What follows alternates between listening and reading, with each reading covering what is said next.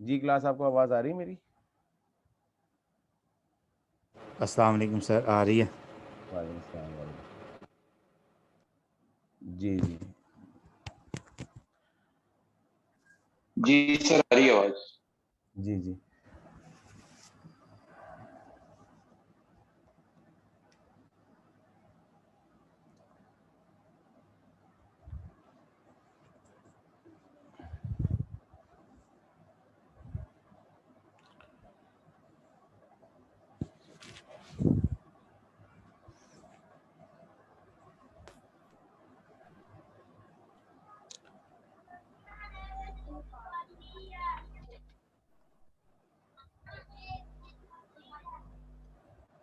वो बंद कर।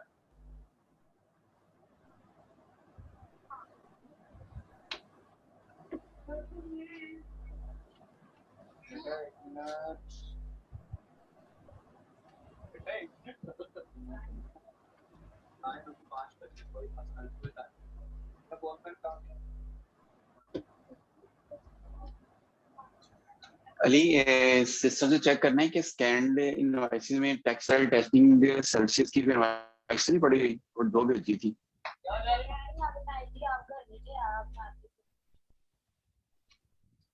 ये सही बहाना है, क्या कहते हैं? चलो बैठ जाओ, चुप करो। तुम क्या हो गया मुकम्मल हो सारा हो गया।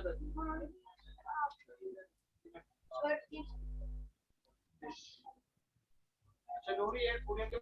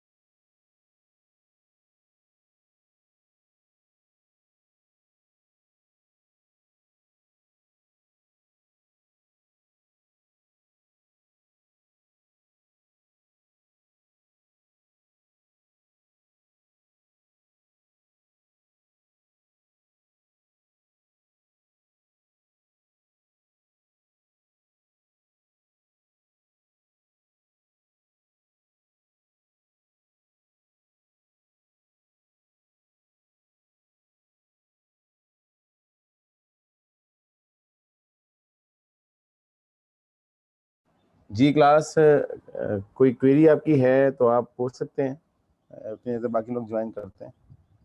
अस्सलाम वालेकुम सर। जी वालेकुम सलाम। सर क्वेश्चन नंबर 7 में प्रॉब्लम है। हाँ जी, पूछें। सर इसके अंदर एज सच शुरू में 5 ईयर के बारे में वो बताता है, तो first 3 years as such carrying value tax base से ज़्यादा होती है, जिसकी वजह से वो टैक्सेबल निकलता है ना। सही है। ईयर 4 और ईयर 5 में वो डिडक्टेबल हो जाता है।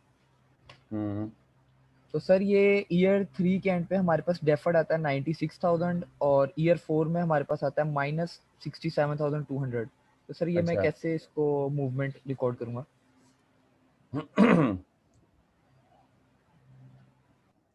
देखिए, मूवमेंट के अंदर ना ये आपको आंसर्स दिए हुए ये मैच नहीं हो रहे हैं आपके साथ।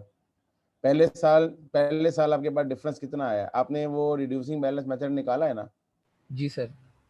हाँ, तो रिड्यूसिंग बैलेंस मेथड में क्या करते हैं हम? रिड्यूसिंग बैलेंस मेथड में हम ये करते हैं कि जो हमारी रिटर्न डाउन वैल्यू होती है ना, उसके ऊपर 20% अप्लाई करते हैं। ठीक है, तो अगर मैं इसको क्विकली यहाँ पे सॉल्व करूँ तो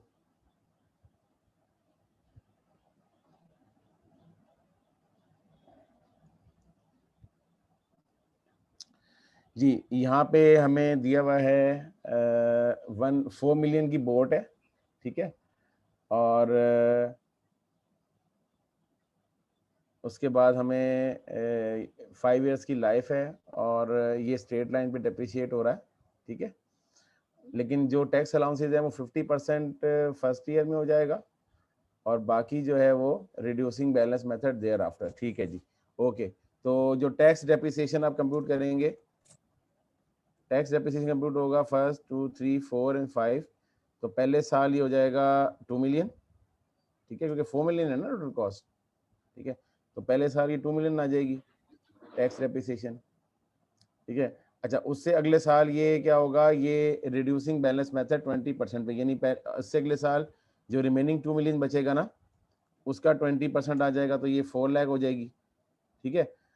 उसके अगले साल क्योंकि ऑलरेडी आप चार्ज कर चुके हो 24 लाख चार्ज कर चुके हो ना, तो 24 लाख में से 4 मिलियन में से आप माइनस कर दोगे ये रिमेनिंग 2 जो है, ठीक है, ये 2, और उसके ऊपर आप 20% अप्लाई करोगे, ठीक है। तो वो आ जाएगा 3,20,000। उससे अगले ईयर में आप निकालोगे, दैट विल बी 2,56,000। और उसके बाद ये जो बाकी बच जाएगा ना 4 मिलियन से, ये जो रिड्यूसिंग बैलेंस का कॉन्सेप्ट ये होता है कि बाकी जो बच जाएगा ना, वो आप सारा का सारा आखिरी ईयर चार्ज कर देते हो। तो ये आपका डेप्रिसिएशन बनेगा जी, 4 मिलियन का ब्रेकअप। यही निकाला है आपने 4 मिलियन का टैक्स डेप्रिसिएशन। सर पहले 4 सालों का तो ठीक है, 5वें साल का नहीं समझ आया 5वें ये। साल ऐसे है ना कि जो बैलेंस बच जाएगा वो आखिरी साल क्लेम हो जाता है ना, फिर यही होता है रिड्यूसिंग बैलेंस मेथड के अंदर, यही होता है ना, ठीक है। और उसके अंदर होता यही है कि आपका जो आखिरी आपने जो 4 मिलियन पूरा पूरा चार्ज करना है ना जी, और 5 साल तो उसकी लाइफ है, उसके बाद तो वो खत्म हो जाएगा। तो जो टैक्स अथॉरिटी से कहती है कि जो बच जाएगा ना वो आप आखिरी ईयर चार्ज हमसे क्लेम कर लेना, ठीक है।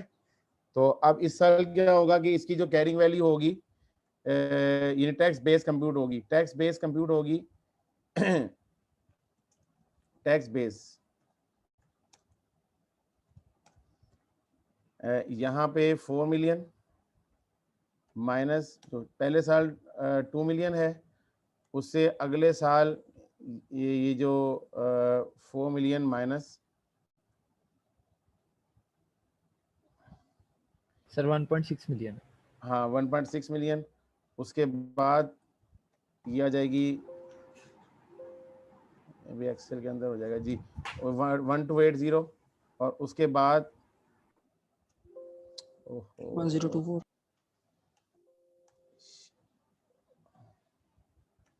ये बड़ा मसला है।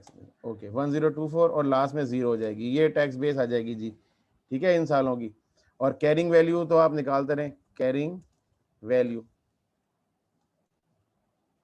कैरिंग वैल्यू इस साल कितनी हो जाएगी 3.2 मिलियन, ठीक है जी।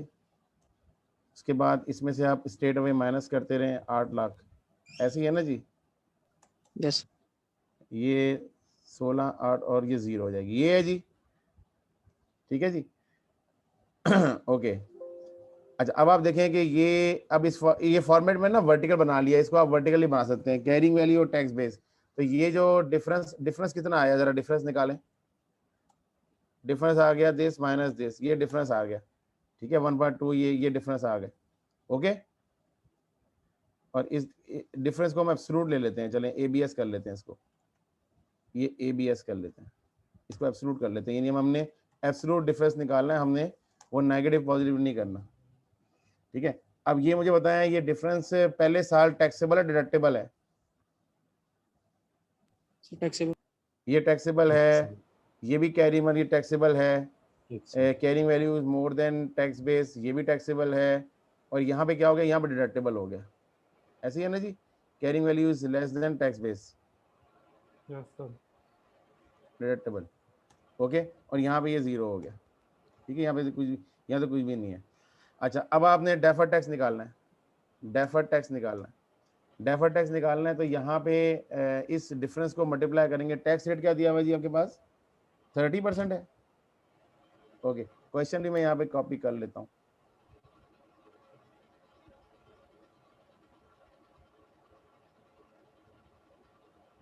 ओके। क्वेश्चन भी मैंने नीचे रख लिया इसके अंदर, ओके जी। थोड़ा सा छोटा कर लेते हैं सवाल को,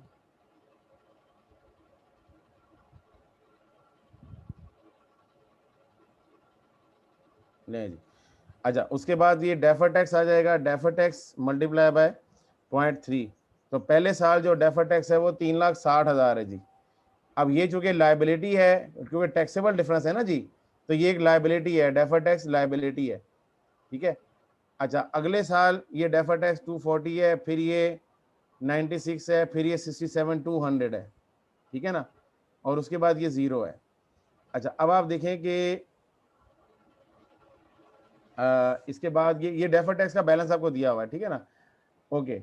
पहले साल ये डेफर्ड टैक्स ये टैक्सेबल डिफरेंस है, तो ये लाइबिलिटी हो जाएगी, ठीक है। तो इसमें प्लस 3,60,000 की मूवमेंट है, यानी आप जब इनकम स्टेटमेंट में इसको मूव करेंगे ना, तो ये 3,60,000 से आप अपने एक्सपेंस को इंक्रीज करेंगे, ठीक है, क्योंकि लाइबिलिटी आई है ना जी, लाइबिलिटी आई है। ओके जी। अच्छा, अगली दफा ये क्या हुआ, ये अमाउंट कम हो गया, तो आपका डिफरेंस क्या होगा, -120 हो गया। 120 हाँ, -120 हो गया, एक ये -120 हो गया। अच्छा, उसके बाद ये 240 से कम हो गया, 96 हो गया, तो ये हो गया -144 -144 हो गया,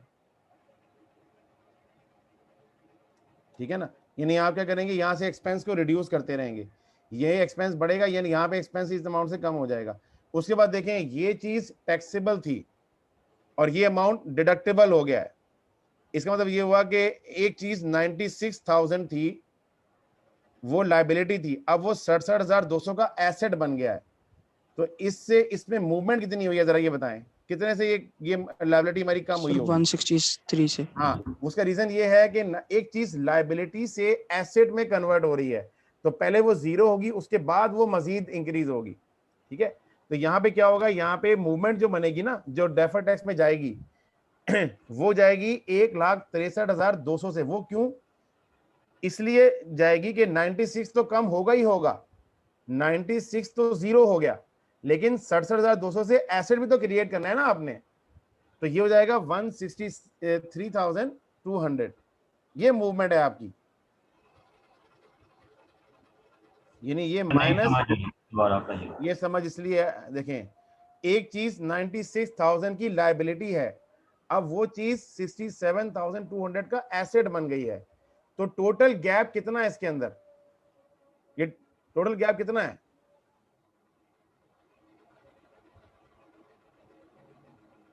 भाई डेफर्ड टैक्स लाइबिलिटी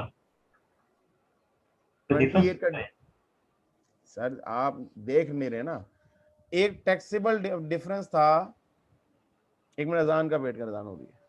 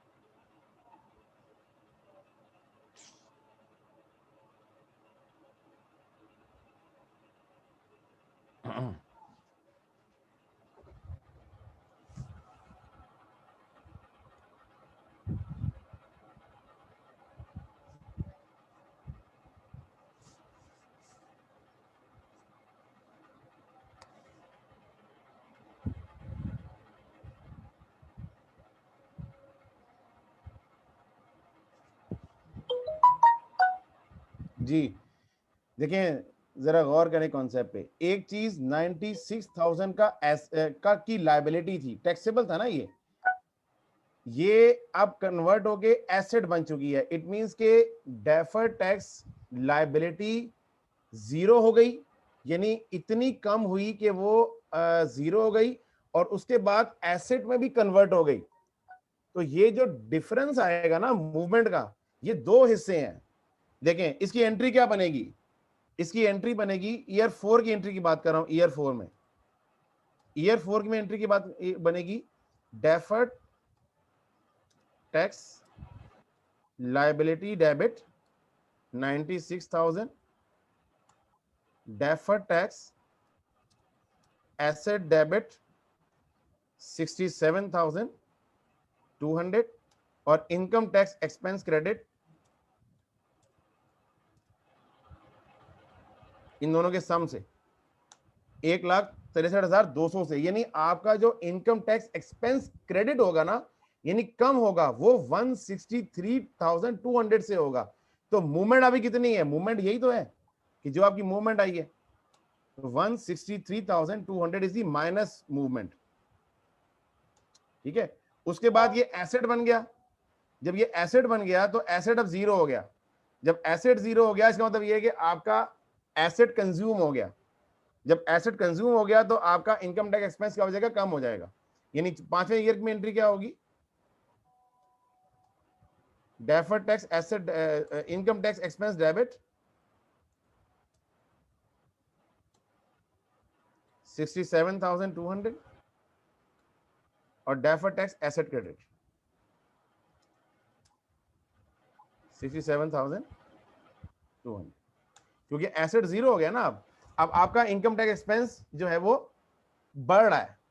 तो इनकम टैक्स एक्सपेंस जब बढ़ रहा है तो मूवमेंट का मतलब होता है प्लस। प्लस का मतलब होता है ये जो प्लस का साइन लगा हुआ ना यहाँ पे, प्लस माइनस, ये इनकम टैक्स एक्सपेंस की डायरेक्शन को शो कर रहा है कि अगर प्लस है तो इनकम टैक्स एक्सपेंस बढ़ेगा, माइनस है तो इनकम टैक्स एक्सपेंस कम होगा। और ये मूवमेंट होती है डेफर्ड टैक्स के अंदर। तो यहाँ पे क्या होगी? प्लस की मूवमेंट होगी, यानी आपकी जो आपका डेफर्ड टैक्स एसेट है वो, सॉरी डेफर्ड टैक्स एक्सपेंस है या इनकम टैक्स एक्सपेंस है, वो 67,200 से बढ़ जाएगा। ये है जी आपका question. This was a very good question. अगर आप लोगों ने इसको अटेम्प्ट किया है तो वेरी गुड क्वेश्चन जी। Any conclusion? दूसरे साल डेफर्ड टैक्स एसेट डिक्रीज कर दिया आपने। लेकिन सर जी एक बात बताइएगा कि 5 ईयर लास्ट जो 5वां साल है इसके अंदर हमारी टैक्स के लिहाज से जो बुक वैल्यू है वो बचती है, यानी कि आपने इसे फुली डेप्रिसिएट कर दी है। ये जरा दोबारा बता दीजिए। नहीं, टैक्स के लिहाज से बुक वैल्यू कभी भी नहीं बचती है। होता ये है कि जो आखिरी साल रिटर्न डाउन वैल्यू होती है ना, वो सारी की सारी क्लेम हो जाती है। ठीक है, आपने तो पूरा 4 मिलियन क्लेम करना है ना। अब आपने रेट ही ऐसा लगाया हुआ था जो उसको फुली डेप्रिशिएट नहीं कर रहा था, तो फिर आप जी टैक्स वालों से आखिरी साल वो सारा का सारा क्लेम कर लेंगे डेप्रिसिएशन। कैसे, मतलब कि हम यहाँ पे से कोई इसकी कैलकुलेशन नहीं आएगी, यहाँ पे से कोई ट्रीटमेंट नहीं, नहीं आएगा। बैलेंसिंग फिगर है ना जी, 4 मिलियन की बैलेंसिंग फिगर निकालो ना 4 मिलियन की सर काम पे। यार। 4 मिलियन का एसेट है ना, जी जी बिल्कुल। तो 4 मिलियन का डेप्रिसिएशन चार्ज करेंगे ना हम टैक्स वालों से भी। सही, लेकिन 5वें साल उसकी बुक वैल्यू हमारे पास 1 लाख ये 1024 बच गई है ना। कहाँ बच रही है? वो जीरो हो गई ना, वो डेप्रिसिएशन चार्ज कर दिया ना। ये डेप्रिसिएशन लिखा हुआ है ऊपर, ये ऊपर डेप्रिसिएशन लिखा हुआ है, वो टैक्स बेस नहीं है। टैक्स डेप्रिसिएशन की अमाउंट लिखी हुई है। ये टैक्स बेस कैन डाउन नीचे लिखी हुई है यार, ये देखिए, ये नीचे है, ये ऊपर मैंने टैक्स डेप्रिसिएशन कंप्यूट किया है। ये लास्ट ईयर आपने कैसे निकाली होगी 4 के अंदर? वो तो 20% से कह रहा है, तो ये तो बचती है उसकी बिना कोई वैल्यू। ये जो हाँ रिमेनिंग तो जितनी भी होगी तो वो अपने को लास्ट में बुक कर देंगे। हाँ जी, ऐसे ही होता है, ऐसे ही होता है,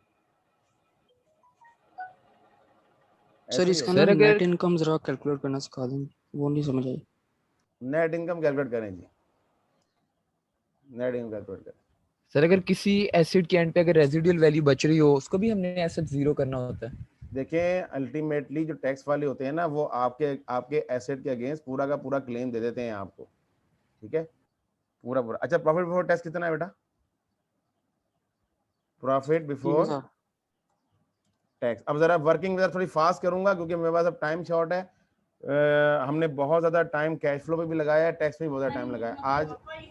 ठीक है, आप लोगों ने ये सवाल किए होंगे, बिल्कुल किए होंगे, सिर्फ आपने आंसर मैच करने हैं।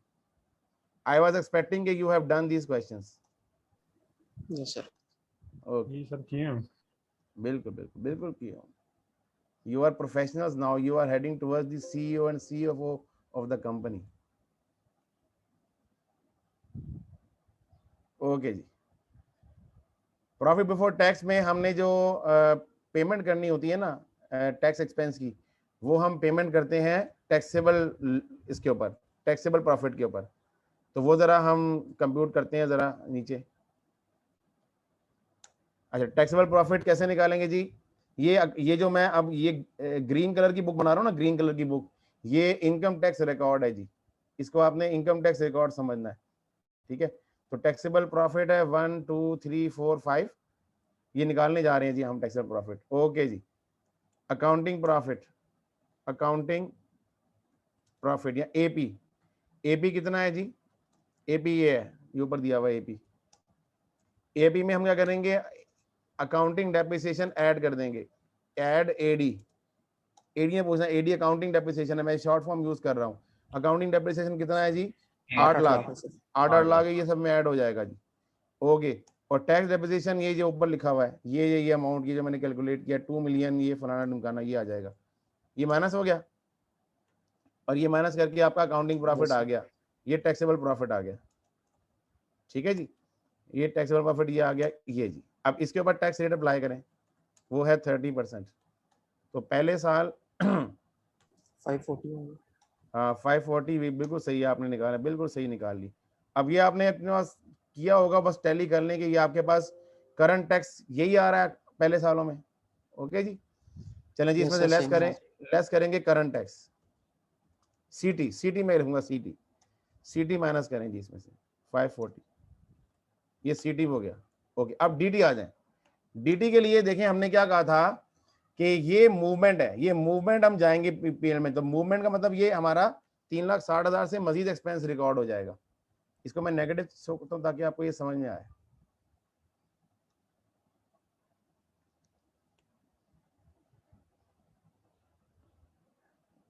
ये शो कर दिया जी नेगेटिव। ओके जी, ये रेड अब शो हो जाएगा आपको, ये नेगेटिव आ गया। अच्छा, अगले साल -120 है, इसका मतलब ये हुआ कि अगले साल आपका जो इनकम टैक्स एक्सपेंस है वो कम हो जाएगा, तो ये 120 से ले ऐसे ले आए। उसके बाद फिर -144 है, तो इसको -144 कर दें। माइनस का मतलब एक्सपेंस कम हो रहा है, तो मैं पॉजिटिव फिगर लिख रहा हूँ, ठीक है जी। उसके बाद दोबारा ये 163 माइनस हो रहा है, तो -163, 163,200, ठीक है। और उसके बाद क्या हो रहा है? इनकम टैक्स एक्सपेंस बढ़ रहा है 67,200 से, हाँ वो माइनस की फिगर आएगी। अब आप इन सबको ऐड कर लें, देखिए सब में 9 लाख आएगा, देखिएगा, ठीक है जी। ये सब में 9 लाख आ गया। हाँ जी सर, ये तो टोटल इनकम टैक्स एक्सपेंस आया ना? हाँ, तो मैं नेट इनकम निकाल रहा हूँ ना यार, ये लो, ये नेट इनकम आ गई 21 लाख, 21 लाख, 21 लाख, 21 लाख। ये जो मैंने येलो किया ना, ये 21 लाख नेट इनकम आ गई। ग्रीन भी कर दिया इसको मैंने, देखिए। चलिए इसको ब्लू कर देता हूँ, ले जी, ये आ गई। सब ने यही निकाली है जी? सर सेम निकले, लेकिन नोट्स के अंदर 900 लिखी, 9 लाख लिखी हुई। नोट में क्या लिखी हुई है? 9 लाख ही तो लिखी हुई है यार। सर वो नेट इनकम लिखी हुई है 9 लाख ना। तो मैंने भी तो नेट, नहीं आपने नेट इनकम 21 लाख। अच्छा, वो 2100 ही निकली थी मेरी भी। ओके, ठीक है, ये टाइपो एरर है। ओके, ये इनकम टैक्स एक्सपेंस है। ओके, ठीक, इसका मतलब है कि मैं भी इंसान ही हूँ। ओके, कंफर्म हो गया आज। इनकम टैक्स एक्सपेंस आएगा, ठीक है जी। ओके, मैंने इसीलिए कहा था कि नोट्स को नहीं देखना, आप नोट्स आपने अपने कॉन्सेप्ट पे जाना। ये गलती हो गई, ठीक है, टाइपो एरर मैं सही कर लेता हूँ। ओके, ठीक है जी, क्लियर है जी। ये सवाल, it was a very good question. इसके अंदर एसेट भी बन रहा है, लायबिलिटी भी बन रही है, और मूवमेंट का सही इसमें बड़ा अच्छा दिया हुआ है। अब मूवमेंट के जितने भी सवाल हैं आप लोग कर लीजिएगा। इसमें क्वेश्चन नंबर 8 भी मूवमेंट का है, क्वेश्चन नंबर 9 भी मूवमेंट का है, 10 भी मूवमेंट का। ये सारे मूवमेंट के क्वेश्चन है, ये बड़े आसान क्वेश्चन है, ये आप लोग कर लीजिएगा, ठीक है जी।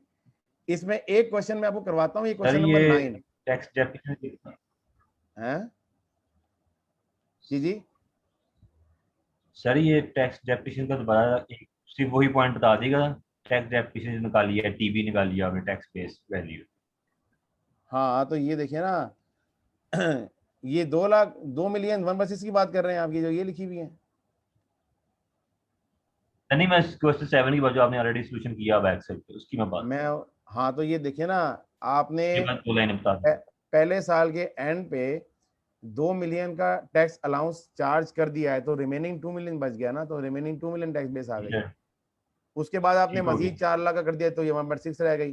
फिर मजीद 120 का किया तो 1280 ठीक रह हो गया। गया, फिर आपने क्या किया, ठीक हो गया। हाँ ये मजीद किया तो ये इतनी रह गई, आखिर में ये पूरी पूरी चार्ज कर ली, ये जीरो हो गई। एक्सक्यूज मी सर, जी जी, सर मैंने थोड़ा लेट ज्वाइन किया तो काइंडली ये 4th और 5th अल्लाह जो अकबर, अल्लाह डिफर टैक्स कैलकुलेशन काइंडली समझा दें। अल्लाह अकबर, अल्लाह अकबर। ये आपने किया होगा ना, इसमें क्या आपके पास क्या आंसर आ रहा है इसका? सर ये इसकी समझ नहीं आई थी कि किस तरह ये आया था, ये 144 तक 3rd ईयर तक ठीक आ रहा था। अल्लाह अकबर, या अल्लाह पाक हमारी। मैंने आज पता नहीं क्या क्या प्लान किया हुआ था, बहरहाल चले, ओके।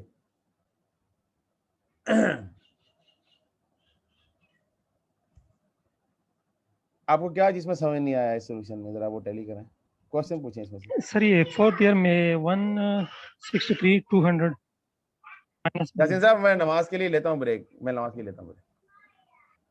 सर बस ये डिफर टैक्स में दोनों की calculation Thank you, sir. Kindly दोबारा बस कर। नहीं किस ईयर में नहीं Fourth- समझ आया, fourth- कौन से वाले ईयर में fourth आपको और डेफर fifth टेस्ट year की से। समझ? 4th ईयर में। आप देखें, हाँ ये देखें, इधर आए, ये जब आपने ये वर्किंग की ना, कि मैंने आज वर्टिकली की है, कल मैंने हॉरिजॉन्टली की, आज मैंने वर्टिकली की है। अब देखिएगा कि ये जो डिफरेंस है ना येलो में जो दिया हुआ है, ये डिफरेंस टैक्सेबल है या डिडक्टेबल है, ये आपने पहले आइडेंटिफाइड करना होता है। अब 4th ईयर में ये डिफरेंस डिडक्टेबल हो गया है। कैसे हो गया कि आपकी जो कैरिंग वैल्यू है वो कम हो गई है टैक्स बेस से। ये देखें 8 लाख आपकी कैरिंग वैल्यू, लेकिन टैक्स बेस कितनी है, 1024 है। तो अब ये डिफरेंस क्या है, डिडक्टेबल डिफरेंस है। डिडक्टेबल डिफरेंस हमेशा डेफर्ड टैक्स एसेट क्रिएट करता है। देखो मैंने नीचे एंट्री भी पास की हुई है। अब हुआ क्या कि हमने मूवमेंट रिकॉर्ड करनी है, तो मूवमेंट ये 96 से 96 की लायबिलिटी कम होके 0 हुई, उसके बाद 67,200 का एसेट क्रिएट हुआ। तो एक्चुअल जो मूवमेंट प्रॉफिट लॉस में जानी चाहिए ना, वो 1,63,200 की है। कैसे देखें, ईयर 4 में एंट्री पास की आपने 96,000 से डेफर्ड टैक्स लायबिलिटी को डेबिट किया, ठीक है जी, तो ये 0 हो गई। उसके बाद डेफर्ड टैक्स एसेट को डेबिट करके एसेट को रिकॉर्ड किया ना आपने 67,200, तो ये एसेट भी रिकॉर्ड हो गया, और टोटल से आपने इनकम टैक्स एक्सपेंस को क्रेडिट किया होगा। यानी इसमें जो इनकम टैक्स एक्सपेंस क्रेडिट हुआ है ना, तो माइनस की मूवमेंट है, और ये माइनस और प्लस का जो साइन होता है ना, ये इनकम टैक्स एक्सपेंस की डायरेक्शन होती है। अगर प्लस की मूवमेंट है तो एक्सपेंस बढ़ेगा, अगर माइनस की मूवमेंट है तो एक्सपेंस कम हो जाएगा। अब यहां पे माइनस की मूवमेंट है, इट मींस कि हमारा एक्सपेंस कम होगा। और देखिए एक्सपेंस कम भी तो हो रहा है ना, एक से डेफर्ड टैक्स लायबिलिटी को डेबिट किया, एक डेफर्ड टैक्स एसेट को डेबिट किया, और फिर आपने deferred tax income tax expense credit कर दिया, ठीक है। तो ये एक 63,200 का इसलिए अमाउंट यहाँ पे आया, ठीक है जी। ठीक है सर। जी जी गुड। और कोई सवाल इसमें पूछें? सर इसमें कोई ऐसा क्वेश्चन अभी तक तो नहीं आया कि जिसके अंदर रेजिडुअल वैल्यू दी हो। हाँ अभी अगला क्वेश्चन है ना यार, अगला क्वेश्चन है, इसी में रेजिडुअल वैल्यू दी हुई है उसमें, कहीं ना कहीं दी होगी ना यार, ये दी हुई है इसके अंदर, क्वेश्चन के अंदर 7, क्वेश्चन नंबर 8 के अंदर दी हुई है रेजिडुअल वैल्यू। हाँ तो दी होगी, यस सर, बिल्कुल दी दी होगी। हाँ टैक्स के लिहाज से हम रेजिडुअल वैल्यू को करेंगे काउंटेबल। टैक्स वाले पता नहीं इसमें क्या लिखा हुआ है, टैक्स वाले करते हैं नहीं करते, नहीं कि टैक्स वाले इसमें नहीं बताया हुआ उन्होंने, टैक्स में भी, हाँ टैक्स वालों के लिए भी फिर होगी ना रेजुअल वैल्यू, बिल्कुल होगी, करेंगे आप, बिल्कुल करेंगे। यानी कि जो हम कैलकुलेट करेंगे डेप्रिसिएशन टैक्स के लिहाज से, उसमें से लेस करेंगे वाकई ऐसा है? देखिए ना, मेरी बात सुनिए, जब आप रेजुअल वैल्यू क्लेम करते हैं ना, ठीक है, तो इसका मतलब ये हुआ कि अगर आप रेजुअल वैल्यू क्लेम नहीं करते हैं, ठीक है, तो आप पूरा का पूरा एक्सपेंस चार्ज कर देते हैं। ऐसा नहीं होता, आप उसके अगेंस्ट भी रेजुअल उतना डेप्रिसिएशन चार्ज नहीं ना करते, फिर उसके अगेंस्ट भी रेजुअल वैल्यू रख लेते हैं, ठीक है। तो यहाँ पे रेजुअल वैल्यू है, और ये जो उसमें करेंगे ये कि जो 5वें साल यानी आखिरी साल जो आएगा ना, आखिरी साल आप ये करेंगे। इसमें वैसे उसने आखिरी साल मांगा नहीं है, इसने से दो सालों का शुरू का मांगा है मेरे ख्याल से, आखिरी साल आप ये करेंगे कि जो रेजिडुअल वैल्यू के अलावा, यानी ये बनता है 4.2 मिलियन, 4.2 मिलियन से जितना शॉर्टफॉल होगा ना वो सारा का सारा हम आखिरी साल क्लेम कर लेंगे उससे, ठीक है। यानी 8 लाख तो रेजिडुअल वैल्यू है ना जी, और बाकी 5 मिलियन में से 8 लाख माइनस किया 4.2 आ गया, तो हमने 4.2 को डेप्रिशिएट करना है ना स्ट्रेट लाइन के ऊपर। तो ये 70,000 हाँ 7 लाख हम उसको एक्सपेंस कर रहे हैं। ये तो काउंटिंग होगी ना सर, काउंटिंग के लिहाज से हो गया ना एपी के। टैक्स के लिहाज से भी हम उसको काउंट करेंगे ना यार, डेप्रिसिएशन तो टैक्स के लिहाज से भी लेंगे ना, वो जो आपका जो रेजिडुअल वैल्यू टैक्स के हिसाब से भी लेंगे ना। मैं वही तो बता रहा हूँ कि आखिरी साल में जाके आप 4.2 मिलियन से डिफरेंस ले लेंगे ना उसका, पूरे 8 लाख को इग्नोर कर देंगे आप। ये सवाल करिएगा, आपसे हो जाएगा, ये इतना मुश्किल सवाल नहीं है। क्वेश्चन नंबर 9 भी, क्वेश्चन नंबर 9 मैं वो करवाता हूँ, लेकिन नमाज पढ़ लें, फिर मैं आपको क्वेश्चन नंबर 9 करवाऊंगा। उसके बाद मैंने आपको रिवैल्यूएशन की डेफर्ड टैक्सेशन करवानी है, और फिर हमने 2 क्वेश्चन बस अटेम्प्ट करने हैं। उसके बाद हमारा ये टैक्सेशन का एरिया कंप्लीट हो जाएगा। फिर हम इंशाल्लाह संडे की क्लास में अपना कोई कुछ क्यूरीज देख लेंगे, और कुछ फिर IFRS 15 रेवेन्यू कंप्लीट कर लेंगे इंशाल्लाह। तो संडे तक हमारा तकरीबन 95-96% सिलेबस कंप्लीट हो जाएगा संडे को इंशाल्लाह। उसके बाद छोटे छोटे स्टैंडर्ड रह जाएंगे, वो फिर हम अगले जो हमारा वीक है उसमें देख लेंगे इंशाल्लाह। तो हमारा सिलेबस तकरीबन इज गोइंग टू एंड इंशाल्लाह सून। संडे को जो क्यूरीज है ना वो आप लोग लेके आए, जितनी मैक्सिमम क्यूरीज हैं वो संडे को हम देख लेते हैं, including the query of income tax, ये जो आज आपको मैं इसके MCQs बताऊंगा। बाकी फिर क्यूरी के लिए तो हम फिर अवेलेबल हैं ही, क्लासेस के बाद भी फिर अवेलेबल हैं इंशाल्लाह, कुछ ना कुछ कर लेंगे क्यूरीज के लिए भी। नमाज पढ़ लें जी, तो इंशाल्लाह को 5:40 पे मिलते हैं जी।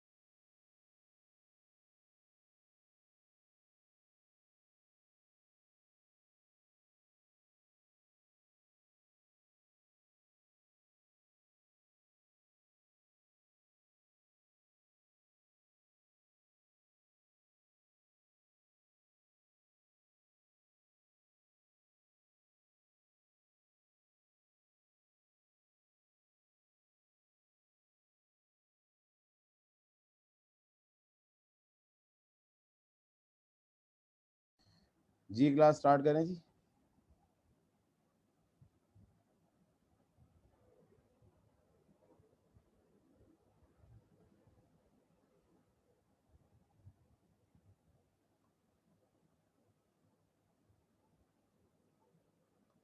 क्लास जी सर स्टार्ट करें। जी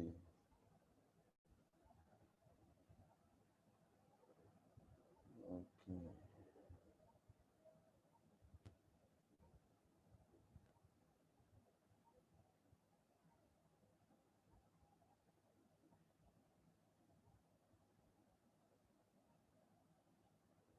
ओके जी ओके जी। क्वेश्चन नंबर 9 बहुत छोटा सा सवाल है, लेकिन मैं इसको इसलिए करवाऊंगा कि इस तरह के काफ़ी क्वेश्चंस आपके एग्ज़ाम पैटर्न में भी हैं और एमसीक्यू बैंक में भी हैं, थोड़ा सा आपको आइडिया हो जाए। बेसिकली इस क्वेश्चन में क्या है कि आपको बताया गया है कि नॉन करंट एसेट्स की कैरिंग वैल्यू दी हुई है 2 मिलियन की और टैक्स बेस दी हुई है 1.4 मिलियन की। तो कैरिंग वैल्यू ज़्यादा है टैक्स बेस से, इसका मतलब ये है कि ये आपका एक टैक्सेबल टेम्पररी डिफरेंस है, ठीक है। और जो डेफर टैक्स लायबिलिटी का कैरिड फॉरवर्ड बैलेंस है वो 2.5 लाख है, ठीक है। यानी ऊपर जो ओपनिंग बैलेंस दिया हुआ है वो 2.5 लाख है और टैक्स रेट 30% दिया हुआ है और करंट टैक्स जो है वो 5 लाख आपने एस्टिमेट किया हुआ है। अगर आप ये देखें कि इसको सॉल्व करने के लिए आपने बड़ा सिंपल, इसमें कुछ भी नहीं करना, आपने देखना ये है कि ओपनिंग डेफर्ड टैक्स लायबिलिटी है या ओपनिंग डेफर्ड टैक्स एसेट है, ठीक है। ओपनिंग DTL आ रही है, ठीक है, यानी डेफर्ड टैक्स लायबिलिटी आ रही है, वो कितनी है जी? ओपनिंग डेफर्ड DTL 2,50,000, ठीक है। लेकिन अब क्लोजिंग क्या है? क्लोजिंग अगर DTL है तो उसकी मूवमेंट देखेंगे कि कितनी मूवमेंट है। तो पहले चेक करें कि क्लोजिंग DTL है या DTA है। तो चेक करें, कैरिंग वैल्यू 2 मिलियन है और टैक्स बेस जो है वो, इसको चलें वर्टिकली कर लें ताकि आपको ऐसे हो जाए। जो टैक्स बेस है वो 1.4 मिलियन है और जो डिफरेंस आ रहा है वो आ रहा है जी 6 लाख का, ठीक है। और 6 लाख का जो डिफरेंस है वो डिफरेंस है और उसका टैक्स रेट जो है वो हमें दिया हुआ है 30%। ये है 0.3 जो आपने किया तो ये हो जाएगा 1,80,000। ये 1,80,000 ये डेफर टैक्स लायबिलिटी का क्लोजिंग बैलेंस है, यानी अभी जो बैलेंस है, और ओपनिंग बैलेंस हमें दिया हुआ था 2,50,000। तो मूवमेंट कितनी हो जाएगी लायबिलिटी के अंदर? मूवमेंट जो है वो क्लोजिंग डिटेल जो आ रही है, क्लोजिंग डिटेल इज 1,80,000, ठीक है जी। 70,000 की मूवमेंट माइनस हो रही है, यानी मूवमेंट कम का मतलब ये, माइनस का मतलब क्या है कि हमारा इनकम टैक्स एक्सपेंस कम हो जाएगा 70,000 से, ठीक है। तो जो मूवमेंट है वो 70,000 से माइनस है। तो इसका मतलब ये हुआ कि जो करंट टैक्स है, हमारा जो करंट टैक्स है वो दिया हुआ है हमें 5 लाख और जो हमारा डेफर टैक्स है वो है 70,000, यानी हमें इसमें से माइनस कर देंगे। तो टोटल हमारा जो इनकम टैक्स एक्सपेंस है वो 4,30,000 रुपए का है। Yes, total income tax expense, ठीक है जी। ITE income tax expense is 4,30,000। Clear है जी?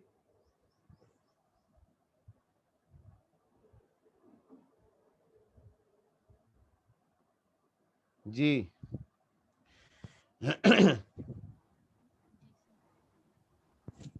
सर ये डेफर टैक्स लायबिलिटी जी और जी डेफर टैक्स प्रोविजन तो फर्क है दोनों में? प्रोविजन की डेफर टैक्स की प्रोविजन नहीं होती, लायबिलिटी होती है। नहीं होती, ठीक हो गया हाँ, सर। अब क्वेश्चन नंबर 8 पे आए, जरा लास्ट लाइन जरा देखते हैं क्या कहता है। मैं 8 में क्या है? 8 तो चला गया पीछे। 8 अच्छा, हाँ जी ये लाइन, द डेफर टैक्स वो provision at the end. Provision जो है ना उसको एज अ लायबिलिटी आप देख लें, लेकिन बेसिकली वो लायबिलिटी की सेंस में ही बात कर रहा है, ठीक है। तो यहाँ पे एसेट की भी बात हो सकती है, डेफर टैक्स एसेट भी हो सकता है, आपको मिलकर पता। लेकिन ये यहाँ पे लायबिलिटी है ना जी। फिर यहाँ पे अगर प्रोविजन की बात हो रही है तो ये लायबिलिटी की बात हो रही है, अच्छा ठीक है। प्रोविजन की डेफिनेशन क्या है? एज अ लायबिलिटी, ठीक है, of uncertain timing and amount. तो provision is a liability.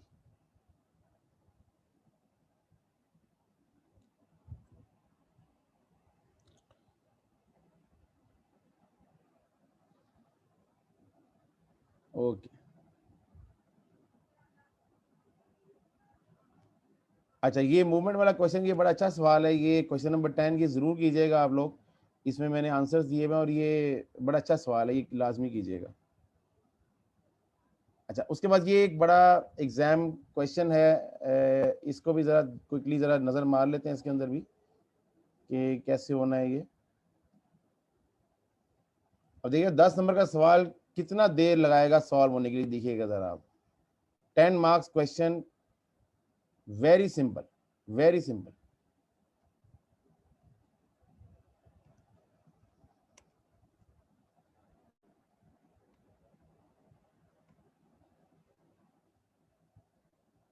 Okay, यहां पे भी आपको बताया जा रहा है कि देखिएगा कि SS Limited purchase a fixed asset amounting to ₹1 million on April 1, 2017. Following information relate to the purchase of asset. The company applies 20% depreciation charge per annum on straight line basis. यानी ये accounting depreciation की बात हो रही है, और tax allowance is 50% for the first year and onward 25% per annum on diminishing balance method. Tax rate is 30%. A company has no other qualifying non-current assets. ठीक है जी। अच्छा, apply IAS 12 income taxes to calculate the following. Deferred tax liability आपने first year के end पे मालूम करनी है और सेकंड ईयर के एंड पे मालूम करनी है, ठीक है जी। और इंक्रीज एंड डिक्रीज भी मालूम करना है कि वो कितना है, ठीक है ना। चलें जी, इसके लिए वो सिंपल फॉर्मेट जो मैंने बनाया हुआ था वही यूज करते हैं, ठीक है। वो मैं जरा कॉपी कर लूँ यहाँ पे, ये वाला format, this is the format. Okay जी,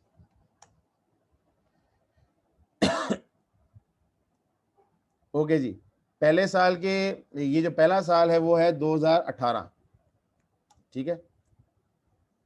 इसमें जो कैरिंग वैल्यू बनेगी भैया कितनी बनेगी? सर 8 लाख। हाँ, 8 लाख, ऐसे कि 20% है तो 8 लाख कैरिंग वैल्यू है। Okay, what is the tax base? 5 lakh. 5 lakh. क्यों 5 लाख? कि आपको 50% उसने पहले साल ही अलाउ कर दिया है, और डिफरेंस क्या आ गया आपका? 3 लाख। ठीक है। अच्छा, ये टैक्सेबल है डिडक्टेबल है? टैक्सेबल है। ये टैक्सेबल, ये टैक्सेबल है। अच्छा, डेफर टैक्स का अमाउंट निकालें, 30% का रेट अप्लाई करके 90,000, और मूवमेंट हमारे पास कितनी है? प्लस 90,000, ये मूवमेंट आ गई। ओके जी, चलिए ये वर्किंग पहले कंप्लीट करें, बाद में सवालों के जवाब देते हैं। 2019 में आपने 6 लाख। हाँ, इसकी 6 लाख हो जाएगी, और यहाँ पे कितनी हो जाएगी जी? 2,25,000, 2,50,000। नहीं यार, क्यों? 25% पर एनम है ना। 3,75,000। नहीं नहीं, ये होगा 5 लाख, 5 लाख बच गया ना। 5 लाख का मल्टीप्लाई करेंगे 0.25, हाँ 3,75,000, वेरी गुड वेरी गुड। 375, बिल्कुल ठीक है जी, 375। ओके, कैसे 375 आया? कि भाई 5 लाख को रिमेनिंग 25% पे उसने WDV पे डेप्रिशिएट करना है ना, तो 5 लाख में से मजीद 125 माइनस कर देंगे, 375 टैक्स बेस, डिफरेंस आ जाएगा 225 का। 225। अब ये टैक्सेबल है डिडक्टेबल है? सर टैक्सेबल है। और ये डेफर्ड टैक्स आ गया 67,500 का। मूवमेंट बताएं माइनस कितनी? 22,500। 22,500। ये आपके तीनों सवालों के आंसर इसी में आ गए। देखें जी, अब ये 10 नंबर का सवाल था और आपने कितनी देर में सॉल्व किया है इसको। इसका आंसर बताएं। पहले सवाल का आंसर क्या है? What is the deferred tax liability as on 31 March? Answer is 90,000। Answer is 90,000, ये लिखिए 90,000 यहाँ पे। दूसरे सवाल का जवाब, डेफर्ड टैक्स लायबिलिटी बैलेंस 31 मार्च 19, 67,200।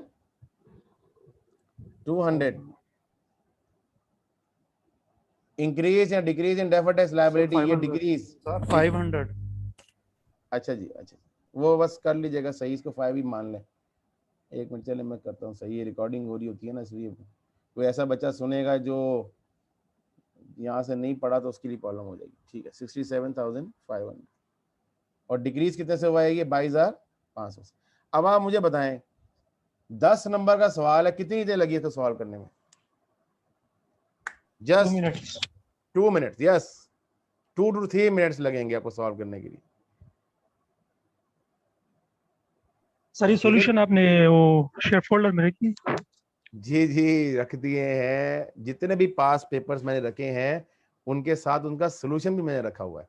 और अगर आप वो सोल्यूशन खोलेंगे ना, एक दफा टैली भी कर लें, यही आंसर है उसमें।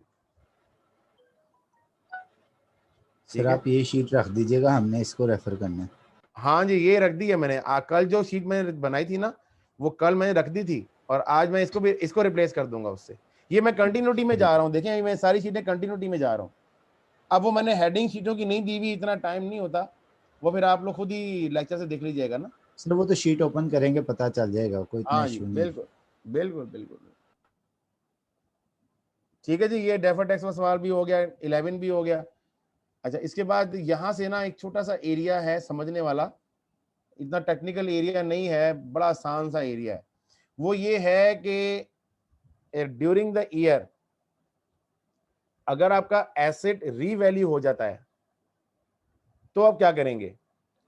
तो एक चीज याद रखिएगा कि टैक्स वाले रीवैल्यूएशन को कभी भी नहीं मानते। वो कहते हैं हम तो इसको मानते ही नहीं है। ठीक है जी। अच्छा, लेकिन रीवैल्यूएशन करने से होगा क्या? रीवैल्यूएशन करने से आपकी कैरिंग वैल्यू बढ़ जाती है। ठीक है। अच्छा, अब आपने कॉन्सेप्ट क्या है? कॉन्सेप्ट ये है कि आपने ये देखना है कि जो मेरी कैरिंग वैल्यू बढ़ी है ना, वो कैरिंग वैल्यू, उसमें इंपैक्ट ऑफ रीवैल्यूएशन का कितना इंपैक्ट है। यानी अगर मैं बात करूं कि जो हमारा कैरिंग अमाउंट और टैक्स बेस का डिफरेंस आएगा ना, उस डिफरेंस के दो हिस्से करेंगे आप, एक नॉर्मल और एक ड्यू टू रीवैल्यूएशन। जो हिस्सा ड्यू टू रीवैल्यूएशन होगा ना, वो हम फिर ओसीआई में रिपोर्ट करेंगे, वो प्रॉफिट लॉस में नहीं जाएगा। अच्छा, इसको समझते हैं, नुमाइका जी समझते हैं जरा क्या है ये बात। वो ये बात है कि जी on January 1, 16 A Limited acquired an equipment costing ₹5 lakh, having 5 years useful life. On December 31, the asset was revalued to 4,80,000. ठीक है। Depreciation charge is 25% WDV.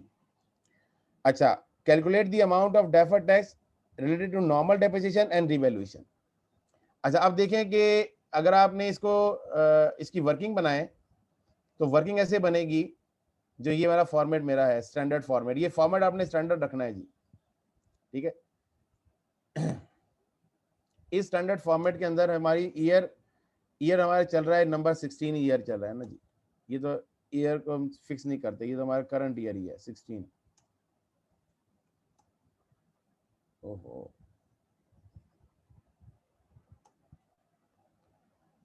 अच्छा, कैरिंग वैल्यू हमारी इस वक्त है, जब आपने इसको एसेट को रीवैल्यू कर दिया ना तो हमारी 480 हो गई। ठीक है, 480 हो गई कैरिंग वैल्यू। और जो हमारा टैक्स बेस कितना होगा जी? जी 375। Tax base 375, very good, 375 is a tax base. अच्छा, अब आप बताएं डिफरेंस कितना आया? 105 105 का। और हमारा जो इसमें टैक्सेबल, एक मिनट, इसमें आपको टैक्स रेट नहीं दिया हुआ। ओके, टैक्स रेट 30% ही हमने इसमें रखा होता है, ये इसमें मिसिंग है। Tax rate is 30%। ठीक है जी, 30% टैक्स रेट। ये आपका सॉरी, ये डिफरेंस आपका टैक्सेबल डिडक्टेबल है, ये टैक्सेबल है। ठीक है ना। अच्छा, अब आपको ना स्टैंडर्ड क्या कहता है? वो कहता है ये डेफर्ड टैक्स की ये जो है ना 31,500, ये इसके दो हिस्से करो। एक हिस्सा वो है जो ड्यू टू रीवैल्यूएशन आपने कैरिंग वैल्यू में इजाफा किया है। भाई ये कैरिंग वैल्यू थी ना, अगर ये एसेट रीवैल्यू ना होता तो इसमें कैरिंग वैल्यू क्या होती? 5 लाख तो 4 लाख सर। 4 लाख होती। इसका मतलब ये कि 80,000 से जो इजाफा हुआ है ना, वो 80,000 की जो कैरिंग वैल्यू है, ये वो इजाफा है जो ड्यू टू रीवैल्यूएशन हुआ है। और 80,000 का जो डिफरेंस है, ये 1,05,000 के दो हिस्से हैं। 1,05,000 में जो 80,000 का डिफरेंस है, ये ड्यू टू रीवैल्यूएशन है, ड्यू टू रीवैल्यूएशन है। और जो बाकी 25,000 का डिफरेंस है, वो नॉर्मल है, वो नॉर्मल डिफरेंस है। ठीक है जी। तो वो ये कहता है, स्टैंडर्ड ये कहता है कि जो आपका प्रॉफिट लॉस में मूवमेंट जानी है ना, वो आपने सिर्फ नॉर्मल डेप्रिसिएशन के अगेंस्ट लेनी है, यानी ये वाली 25,000 की डिफरेंस मूवमेंट। बाकी जो ये 80,000 के अगेंस्ट डेफर्ड टैक्स है, ये आपका सरप्लस के साथ जाके एडजस्ट होगा ओसीआई में जाके। यानी जब आप ओसीआई में रिपोर्ट करेंगे ना 80,000 से गेन अदर कॉम्प्रिहेंसिव में रिपोर्ट करेंगे, वहीं आपने इसका डेफर्ड टैक्स भी रिपोर्ट करना है। यानी क्या करेंगे आप क्या करेंगे, 80,000 का डेफर्ड टैक्स निकालें, कितना बनेगा जी? 24,000। ये हमारा ये जाएगा ओसीआई में। और जो बाकी बैलेंसिंग फिगर है, या इसको बी कर लें, बैलेंसिंग फिगर है वो 7,500, वो जाएगी प्रॉफिट लॉस में।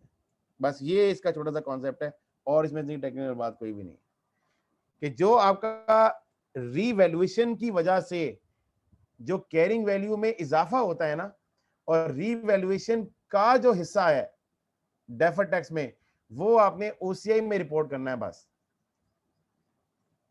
सर अगर ये कैरिंग वैल्यू की अमाउंट कम होती है टैक्स बेस से, तो फिर तो ये लायबिलिटी होगी। फिर क्या होता, फिर जो रीवैल्यूएशन के अगेंस्ट लायबिलिटी बनती और नॉर्मल के अगेंस्ट एसेट बनता। ठीक है भाई, देखिए ना, रीवैल्यूएशन के अगेंस्ट तो हमेशा लायबिलिटी ही बनेगी ना, क्योंकि कैरिंग वैल्यू बढ़ती है उससे। ठीक है सर, मूवमेंट में कितना जाएगा? मूवमेंट में ये यहां पे जाएगा 31,500 ही जाएगा, लेकिन दो हिस्से होंगे। एक मूवमेंट जो पेनल में जानी है ना, वो 7,500 की मूवमेंट है। मैंने बर्थ नीचे कट तो दिया, नीचे मूवमेंट, ये नीचे मूवमेंट ही तो किया मैंने, कि ये जो प्लस 24,000 की मूवमेंट है, ये जाएगी ओसीआई में, और जो 7,500 की मूवमेंट है, ये जाएगी प्रॉफिट लॉस में। अगर जी हम जो निकालेंगे वो जो नेट इनकम, हाँ, उसमें 7,500 लेंगे सिर्फ। होगी। ठीक है, ये 80,000 रिवैल्यूएशन के साथ किस तरह ट्रीट होगी? हाँ, ये जो 24,000 की रिवैल्यूएशन है ना, ये जब अदर कॉम्प्रिहेंसिव इनकम में या 80,000 गेन रिपोर्ट करेंगे ना, तो वहां से जाके इसको टैक्स माइनस करेंगे। ठीक है, वहां जाके ये टैक्स माइनस होगा, और बैलेंस शीट में जाके ये सरप्लस में से जाके माइनस हो जाएगा, ये डेफर्ड टैक्स का पोर्शन। यानी ये लायबिलिटी वहां पे जाके रिपोर्ट होगी। देखिए, बैलेंस शीट में डेफर्ड टैक्स लायबिलिटी 31,500 से ही जाएगी, लेकिन उसके दो हिस्से हैं, एक हिस्सा रिवैल्यूएशन रिजर्व का है और एक हिस्सा प्रॉफिट लॉस का है।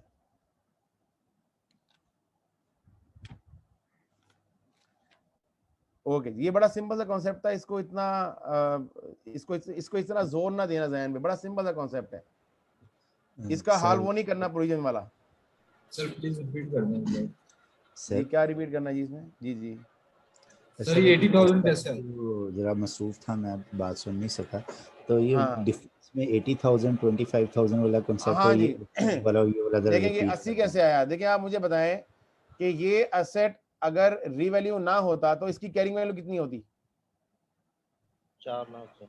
4 लाख होती। अभी कितनी है? 4,80,000। ठीक है, इसका मतलब ये हुआ कि ये जो 80,000 का जो डिफरेंस है ना, ये ड्यू टू रिवोल्यूशन आया है, और जो बाकी 1,05,000 का हिस्सा है वो नॉर्मल डिफरेंस है हमारा, जो रूटीन में डिफरेंस होता है। भाई मिसाल के तौर पे अगर ये 4 लाख होता ना यहाँ पे, तो ये कितना होता? 375। तो ये कितना आता? ये 25 आता ना। तो ये 25,000 नॉर्मल आ गया ना डेप्रिसिएशन, जो हमारा डिफरेंस आ रहा है डेफर्ड टैक्स का। ठीक है सर, ये 3,75,000 कैसे है फिर? सर जी, अब ये तो ना पूछेंगे, ये तो बच्चों वाली चीज है। 5 लाख में WDV 25% है ना, तो डेप्रिसिएशन कितना चार्ज हो गया? हाँ, ये तो देखिए बेसिक चीज है ना। इसमें देखिए उसने आपको 25% अलाउ कर दिया, बाकी रिमेनिंग टैक्स बेस है ना जी।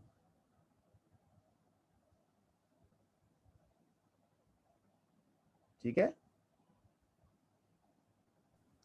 सर ये मतलब 4 लाख कैसे अज्यूम कर रही है, समझ नहीं आ रही। अज्यूम नहीं किया जनाब, अज्यूम नहीं किया। आपका डेप्रिसिएशन ये 5 साल की लाइफ है, अकाउंटिंग डेप्रिसिएशन 5 साल की लाइफ है ना जी। तो 4 साल अब 5 साल में 1 लाख 1 लाख, तो 1 लाख 1 साल के बाद आपका जो है वो कितनी कैरिंग वैल्यू होनी चाहिए? ठीक है सर, 4 लाख होनी चाहिए ना। तो है 4,80,000। इसका मतलब ये हुआ कि जो बाकी 80,000 है ये ड्यू टू रिवैल्यूएशन है ना। ठीक है सर ये ओसी की एंट्री करके दिखाइएगा, ये जरा बात समझ नहीं आ रही। किसकी एंट्री? ये जो ओसीआई में जाके बैलेंस होगा ये। हाँ, तो इसकी आप एंट्री पास करेंगे। देखिए ओसीए में बैलेंस नहीं होगा, वहां पे रिपोर्ट होगा जाके। जब आप इनकम टैक्स, मेरी बात सुने, इनकम टैक्स एक्सपेंस रिपोर्ट करेंगे ना, जब इनकम टैक्स एक्सपेंस रिपोर्ट करेंगे तो प्रॉफिट लॉस में आप रिपोर्ट करेंगे 7,500, और जो ओसीआई में रिपोर्ट करेंगे वो 80,000 माइनस 24,000, यानी वहां पे इनकम टैक्स का पोर्शन लेके जाएंगे। इसको ऐसे करेंगे, देखिएगा, देखिए यहाँ पे जाएगा, ये प्रॉफिट लॉस है, ये पीएनएल है, यहां पे रिपोर्ट होगा इनकम टैक्स एक्सपेंस। अच्छा, करंट टैक्स हमें क्वेश्चन में गिवन नहीं है, लेट्स सपोज करंट टैक्स है 20,000, ठीक है ना, और ये सीटी है और ये डीटी आ जाएगा, डेफर टैक्स, वो जाएगा 7,500 ऐड हो जाएगा। ये हमारा टोटल इनकम टैक्स आ गया, टोटल इनकम टैक्स, ठीक है जी। और उसके बाद ओसीए में चले जाएं, ओसीए में क्या रिपोर्ट होगा? ओसीए में होगा रिवैल्यूएशन सरप्लस, वो होगा 80,000, और यहां से माइनस होगा less deferred tax, deferred income tax, वो इससे रेट कितना कर रहा है? 24,000 से रेट कर रहा है। तो यहाँ पे फिगर रिपोर्ट होगी नेट, ठीक है, 7,76,000, और सॉरी 56,000। सर ये कैलकुलेशन भी शीट में रहने दे और फिर इसके बाद अपलोड कर ले काइंडली सर। और सर इस सीटी के साथ सपोज भी लिख लिखिए, फर्ज फिगर है। सीटी क्या है? सपोज फिगर है ना सर, फर्ज क्या है, क्योंकि क्वेश्चन में कुछ इसके बारे में है नहीं। ओके जी, सपोज, लेट सपोज, पूरा वर्ड है लेट सपोज। ट्रीटमेंट क्या होगा? जी जी, दूसरे साल का सर ट्रीटमेंट क्या होगा?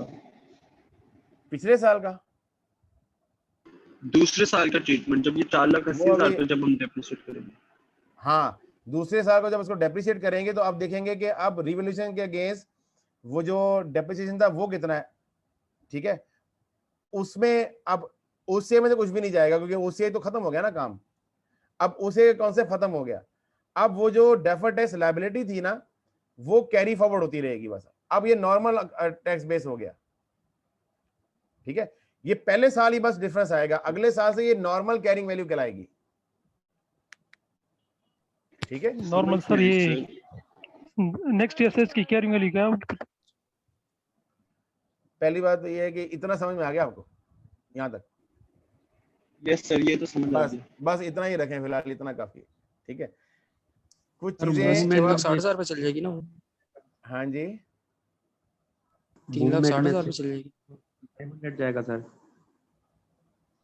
मेरी बात सुन, बिल्कुल जाएगी, वो जाएगी, लेकिन अभी इतना क्लियर हो गया आपको, बस इतना ही अभी फिलहाल आपने क्लियर करना है। कुछ चीजें अगले लेवल्स के लिए भी छोड़ दें, आपका स्ट्रेटेजिक लेवल पूरा रिपोर्टिंग का एक जाइंट सब्जेक्ट पड़ा हुआ है, वहां पे भी आपने ये सारी चीजें पढ़नी है, ठीक है। देखिए कुछ चीजें ऐसी हैं, मेरी बात सुने, इनकम टैक्स कोई भी स्टैंडर्ड है, इसकी बहुत ज्यादा डेप्थ है, इसमें इतने केसेस हैं कि इसका, लेकिन हमारा सिलेबस हमारा एक डिफाइंड है, हमारा एरिया डिफाइंड है कि हमने ये चीजें पढ़नी है। इसमें रिवैल्यूएशन के टैक्सेशन का आपको कॉन्सेप्ट मैंने दे दिया कि जब आपने रिवैल्यू करना है तो जो पोर्शन रिवैल्यूएशन से रिलेट करेगा वो आपने ओसीआई में रिपोर्ट कर देना है, और जो पोर्शन नॉर्मल कैरिंग वैल्यू का डिफरेंस है वो आपने सरप्लस पीएनएल में रिपोर्ट करना है, ठीक है। ये आपका ट्रीटमेंट क्लियर हो गया। अब इसके अगेंस्ट जब हम इसकी प्रैक्टिस जब करेंगे ना, डिफरेंट क्वेश्चन सामने आएंगे। अगर हम एक ही क्वेश्चन के अंदर चीजों को ऐड करते रहेंगे ना तो वो मलीदा बन जाएगा, वो चीजें, वो कॉन्सेप्ट के बजाय वो कुछ और बन जाता है। ठीक है, अब अगला क्वेश्चन इसकी प्रैक्टिस है, सेम इस तरीके से इसमें इसी तरह का डाटा दिया हुआ है, वो आप प्रैक्टिस करें। इसके अलावा जो एमसीक्यूज आप करेंगे ना, वहां पे 3 से 4 सवाल रिवैल्यूएशन की अकाउंटिंग के दिए हुए हैं, और स्पेसिफिक केस में जाके आप जब चीजों को डिस्कस करेंगे ना तो आपको ज्यादा चीजें क्लियर होती हैं। ठीक है, इस तरह क्या होगा, अगर क्वेश्चन को हम चेंज करेंगे ना तो वो जो ओरिजिनल क्वेश्चन होता है ना वो भी समझ में नहीं आता बात होगा। जैसे हमारा हाल प्रोविजन के अंदर हुआ है, ओवर प्रोविजन और अंडर प्रोविजन के अंदर, वो कॉन्सेप्ट सिर्फ 10 से 15 मिनट का था जो हमने 2 क्लासों में लगाया है उसको। मैं कल अभी अपनी वो वर्किंग कर रहा था कि हमारे पास आवर्स कितने अवेलेबल हैं, तो उसमें 2 क्लासेस हमारी सिर्फ मैंने देखी है कि जो सिर्फ ओवर प्रोविजनिंग के ऊपर गई है या अंडर प्रोविजनिंग पे गई है, जिसकी वजह से सारा वो जो बैलेंस है ना वो आउट हो गया हुआ है। ठीक है, ओके जी। आप इसमें एक क्वेश्चन आप ना क्विकली अटेम्प्ट करें, ये बड़ा इंटरेस्टिंग क्वेश्चन है, क्वेश्चन नंबर 14। उसके बाद मैं आपको ना 2 कॉम्प्रिहेंसिव क्वेश्चन करवाऊंगा, ये 15 और 16। ठीक है, ये 2 सवाल बड़े इंपॉर्टेंट है जी आप लोगों के लिए एग्जाम पर्पस के लिए, लेकिन आपने क्वेश्चन नंबर 14 जरा क्विकली अटेम्प्ट करें, जरा क्विकली, ये 5 मिनट लगाए और इसको जरा सॉल्व करें, आपसे हो जाता है। अगर आपसे ये क्वेश्चन नंबर 14 हो जाता है ना तो फिर आपका कॉन्सेप्ट काफी हद तक डेवलप हो गया हुआ है सीटी और डीटी का।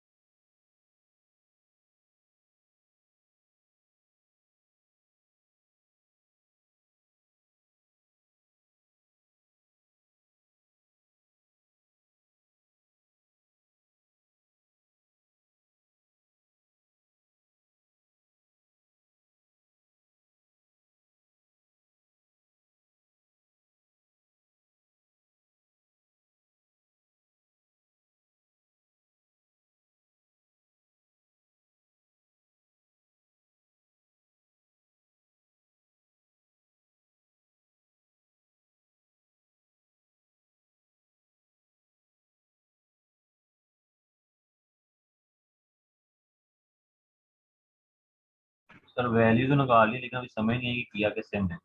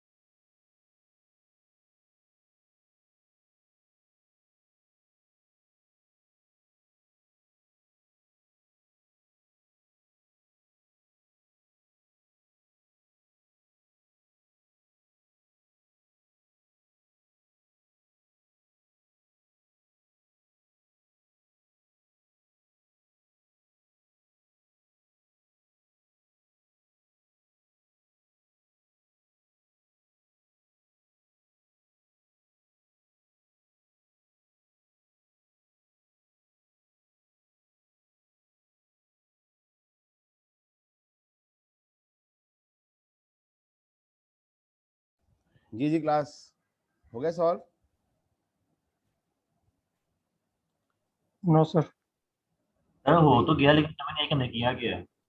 हमने इसका ओपनिंग का डिफरेंस लिया, फिर वो हुआ नहीं आपसे, फिर वो हुआ नहीं है ना। हो गया ना ओपनिंग क्लोजिंग का, यानी नहीं, कि नहीं, उसको हुआ हुआ मत माने, वो उसको बोले बस वो गलती हो गई। हुआ बतावे जब समझ में आ जाए क्या हुआ है। चलिए मैं करवाता हूँ आपको। ये बस ओके पॉइंट्स जी, हो जाते। मैं अभी समझाता हूँ सर सारे के पॉइंट्स। बाद मैं सारे थैंक यू पॉइंट्स सर। बताता हूँ ये, इसमें सारे सवालों के जवाब आ जाएंगे इसमें इंशाल्लाह। ओके जी, अच्छा अब सबसे पहले ना इस सवाल के अंदर ना ये पूरा कॉम्प्रिहेंसिव क्वेश्चन है। इसके अंदर करंट टैक्स भी अपनी पूरी आबोताब से है और डेफर्ड टैक्स भी पूरी आबोताब से है। इसमें सबसे पहले करंट टैक्स वाला एरिया कंप्लीट करें। करंट टैक्स के अंदर आप जानते हैं कि हमारे पास एक करंट ईयर होता है, एक करंट ईयर और एक प्रीवियस ईयर है, ठीक है। अच्छा, करंट ईयर का जो उसमें प्रोविजन रिक्वायर्ड है ना, वो है 27 मिलियन, 27.2 मिलियन। तो 27.2 मिलियन हमारी करंट प्रोविजन रिक्वायर्ड है। इसको मैं जरा 0.2 तक ले आता हूँ।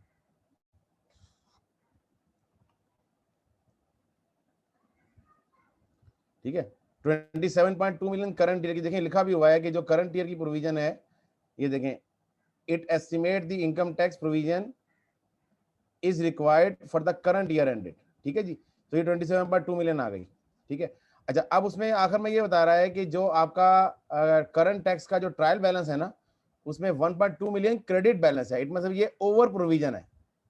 ठीक है, वो माइनस कर देते हैं वो प्रोविजन, तो 1.2 मिलियन माइनस कर दें, तो ये प्रीवियस ये ओवर प्रोविजन आप माइनस कर दें, वो कितना है जी 1.2। तो करंट टैक्स का जो हमारा टोटल एरिया हो गया 26 मिलियन हो गया, ये टोटल सीटी हो गया।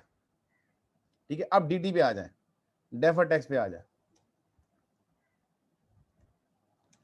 डेफर्ड टैक्स में क्या करना है, ओपनिंग डीटीएल, हमें मूवमेंट लेके आनी है प्रॉफिट लॉस में। तो ओपनिंग डीटीएल हमें दिया हुआ है, ये देखें, डेफर्ड टैक्स क्रेडिट बैलेंस। अब क्रेडिट बैलेंस का मतलब ये है कि ये लायबिलिटी है। अगर ये होता है ना डेबिट बैलेंस, तो ये एसेट की बात हो रही होती। ठीक है, तो ये डीटीएल है, ये डीटीएल दिया हुआ है 6.2 मिलियन का। ओके, 6.2 मिलियन का डीटीएल ओपनिंग है, और हमें क्लोजिंग डीटीएल दिया हुआ है, ये देखें, and the liability for DTL is 9.4 million. तो ये क्लोजिंग डीटीएल है, डीटीएल वो 9.4 है। अब हमने प्रॉफिट लॉस में मूवमेंट लेके जानी होती है ना। ठीक है, तो मूवमेंट कितनी है, जरा मूवमेंट निकाले। 3.2 सर। 3.2 है सर, 3.2 3.2 प्लस है माइनस है? सर प्लस है सर। ये प्लस होगा। हाँ प्लस है, यानी ये इनकम टैक्स एक्सपेंस को बढ़ाएगा। ठीक है जी, 3.2 से प्लस है।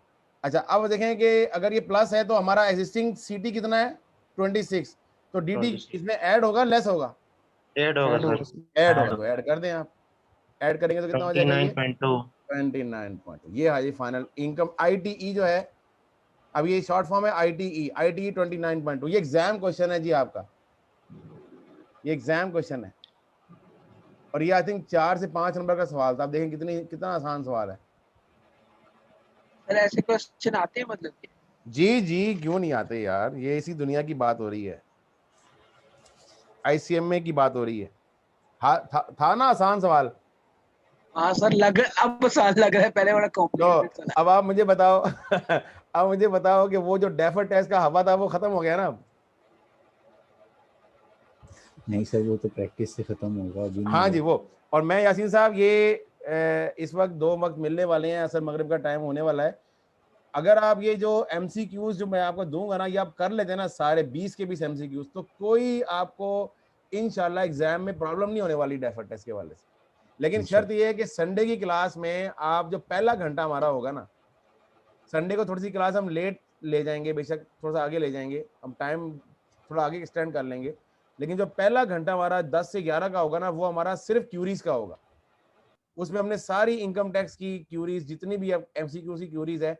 अब देखें, अब फ्रैंकली मैं आपको क्वेश्चन करवाऊंगा नहीं, वो आपकी क्यूरीज मैं लूंगा। सिर्फ जो बच्चा क्वेश्चन करके आएगा वो क्यूरीज डिसाइड करवा लेगा। अब पता क्या, अब इतना टाइम, क्योंकि 2 क्लासें ना मेरी शॉर्ट हो गई हैं, मैं आज थोड़ा सा ना मैं वरीड हो गया हूँ कि 2 क्लासेस यानी 3 आवर्स का ना शॉर्ट फॉल मेरे पास आ गया हुआ है। लेकिन बहरहाल उसको ना हम कवर करेंगे, ऐसा नहीं है कि हम कुछ उसको फिर मैं कवर करूंगा रिकॉर्डिंग के थ्रू। कुछ स्टैंडर्ड्स में आपको रिकॉर्डिंग भेज दूंगा, जैसा मैंने आपको IAS 8 और IFRS 2 भेजा हुआ है, तो मैं आपको मे बी पॉसिबल कि मैं IFRS 15 जो हमारा बड़ा इंपॉर्टेंट स्टैंडर्ड है वो आपको रिकॉर्डेड भेज दूं। बड़ा कॉम्प्रिहेंसिवली वो रिकॉर्ड होगा इंशाल्लाह, उसके अंदर एक एक चीज वो उसकी कवर होगी। ठीक है, वो काइंडली रिकॉर्डेड भेज दें, क्योंकि सर मंडे हमारा एग्जाम भी है ना, तो हम चलो हाँ तो देख वो लेंगे मैं कि इंशाल्लाह कल हमारा ना जुम्मे को ना मेरा प्लान ये है कि IFRS 15 की कंप्लीट रिकॉर्डिंग में आपको बस अल्लाह पाक की मदद चाहिए होगी। मेरा प्लान तो पूरा है, बाकी आगे अल्लाह पाक की मदद है। ठीक है, कोई जी सर दूसरी काइंडली कोई आप वो असाइनमेंट, हाँ रिकॉर्डिंग भेज दीजिए। नहीं वो ये IFRS 15 अगर आपका हो जाएगा ना इस लेवल के ऊपर, ये आपका डेफर टैक्स होने के बाद जो बड़ा एरिया था ना वो IFRS 15 का ही रह गया था। बाकी कोई इतना बड़ा एरिया नहीं है एग्जाम का, यानी आपका तकरीबन ये IFRS 15 के बाद 95-96% सिलेबस कंप्लीट हो जाएगा। ठीक है, तो वो फिर कोशिश हमारी यही है कि उसके बाद जो हमारी मैक्सिमम टाइम है ना, वो एक फाइनेंशियल इंस्ट्रूमेंट्स का एरिया है और एक ग्रुप अकाउंट्स में सिर्फ गुडविल और की कैलकुलेशन है। वो फिर हम इंशाल्लाह रिमेनिंग टाइम हमारा पूरा वीक का है अगला वाला, वो करेंगे। और फिर एक संडे की क्लास हमारी और भी है जो 27 का संडे है। ठीक है, तो टाइम इंशाल्लाह हमारे पास मैनेज होगा, लेकिन ये जो IFRS 15 है ना, ये फिर हमें रिकॉर्डिंग पे जाना पड़ेगा।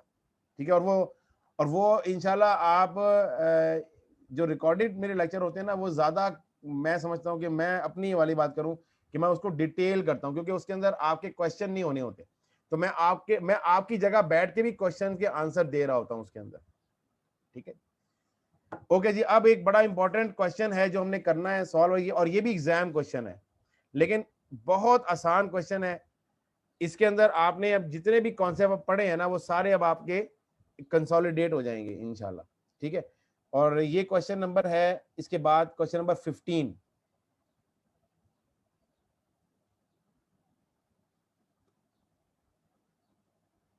अच्छा, मंडे को पेपर है आपका जून अटेम्प वाला? जी सर मंडे पेपर तो है। मंडे को कौन कौन अपीयर हो रहा है, जरा वो हैंड रेज करें, people who will raise hand. Okay जी, ताहिर नवाज साहब हो रहे हैं, बस एक ही बंदा हो रहा है मंडे को। चले जी, बाकी लोग जो है वो इनके लिए दुआ करें जी, अल्लाह पाक इनको कामयाब करे। ठीक है जी, हमारी दुआएं इनके साथ हैं इंशाल्लाह अल्लाह पाक, और ये आपको आपके एग्जाम से पहले ये खुशखबरी सुनाएंगे कि इनका पास हो गया इंशाल्लाह।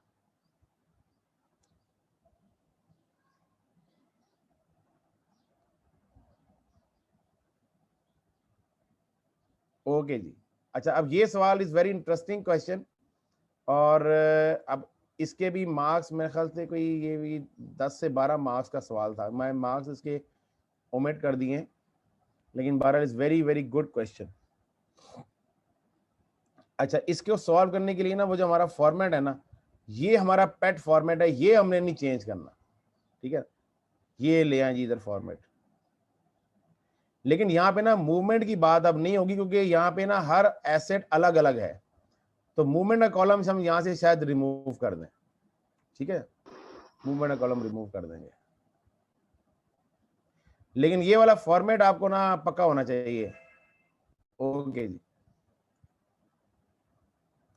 अच्छा जी,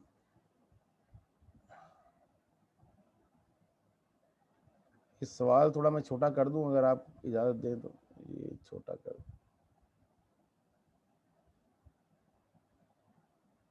नहीं जी, this will be the last question for the deferred tax area जो हम डिस्कस करने लगे हैं, और इसके बाद हम बस एमसीक्यू की तरफ बस मूव कर जाएंगे, और वो भी फिर हम संडे वाली क्लास तक फिर आपको एक वर्किंग दे देंगे। ओके जी। अच्छा, इस क्वेश्चन के अंदर देखें डिफरेंट एसेट्स हैं, यहाँ पे डिफरेंट आइटम्स हैं, ठीक है, डिफरेंट आइटम्स हैं, और हर आइटम की कैरिंग वैल्यू और टैक्स बेस को कंपेयर किया जाएगा, और फिर आप बताएंगे कि ये डेफर्ड टैक्स एसेट है या डेफर्ड टैक्स लायबिलिटी है, ठीक है। अब इसमें आइटम एसेट भी हो सकता है, इसमें आइटम लायबिलिटी भी हो सकती है। तो मैं पहले आपसे ना ये पूछूंगा कि ये नेचर का कॉलम एक ऐड कर लें, ताकि आपको समझ आ जाए कि ये बात किसकी हो रही है, ठीक है। इसको थोड़ा सा मैं और छोटा करूंगा, अगर आप मुझे एक स्क्रीन पे, हाँ जी अब ठीक है जी, विजिबल है ये स्क्रीन? जी सर। ओके ओके जी। अब देखें पहला, अब इसमें सवाल में करना क्या है, वो कहता है जी ये 7 आइटम है या 8 आइटम जितने भी हैं, इन आइटम को इंडिविजुअली एनालाइज करो कैरिंग वैल्यू और टैक्स बेस के हवाले से, और अगर इनकी कैरिंग वैल्यू और टैक्स बेस में डिफरेंस है तो ये बताओ कि ये डिफरेंस टैक्सेबल है या डिडक्टेबल है। अगर ये डिफरेंस टैक्सेबल है तो डेफर्ड टैक्स लायबिलिटी क्रिएट होगा, वो कितनी है, और अगर ये डिफरेंस डिडक्टेबल है तो वो क्या है। अच्छा, इस सवाल के अंदर ना इसमें बड़ा लिमिट किया हुआ है, आपको जरा रिक्वायर्ड पढ़े। Being a manager taxation of T Limited, you are required to calculate the carrying values and tax basis for each of the following A and Ls। यानी आपको एसेट्स और लायबिलिटीज की कैरिंग वैल्यू और tax base मालूम करनी है, and determine weather taxable और deductible differences arises. यानी आपको इसमें डीटी कैलकुलेट नहीं करना, ठीक है ना। इसका मतलब ये हुआ कि हम यहाँ पे ना डेफर्ड टैक्स का अमाउंट कैलकुलेट नहीं करने जा रहे, क्योंकि इन्होंने रेडी नहीं दिया हुआ हमको, ठीक है। तो डिफरेंस करके यहाँ पे टाइप बस हम देते हैं, ये टैक्सेबल है या ये डिडक्टेबल है, ठीक है। तो बस ये हमने करना है, बस ये हमारा काम है। ओके, अब वन बाय वन आइटम देखते हैं और डिस्कस करते हैं। ओके जी, पहला है the statement of SFP for the company shows interest receivable of 9 lakh. यानी आपने क्या रिकॉर्ड किया हुआ है, इंटरेस्ट रिसीवेबल रिकॉर्ड किया हुआ है। क्या एंट्री पास की होगी आपने एंट्री पास की होगी इंटरेस्ट रिसीवेबल डेबिट और इंटरेस्ट इनकम क्रेडिट, ये की होगी ना एंट्री पास आपने। जी सर। अब ये जो एसेट है जो आपने रिकॉर्ड किया है, आपने अभी इंटरेस्ट रिसीव नहीं किया। जब आपने इंटरेस्ट रिसीव नहीं किया तो टैक्स वाले इस एसेट को मानते ही नहीं है, ठीक है। तो आपके लिए जो पहला आइटम है वो है इंटरेस्ट रिसीवेबल। इंटरेस्ट रिसीवेबल थोड़ा कॉलम में बड़ा करूंगा क्योंकि ये पूरा लिखना पड़ेगा हमें। इंटरेस्ट रिसीवेबल,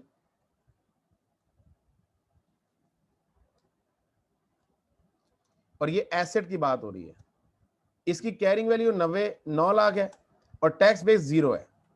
वो 0 इसलिए टैक्स बेस है कि वो इस एसेट को मानते ही नहीं है।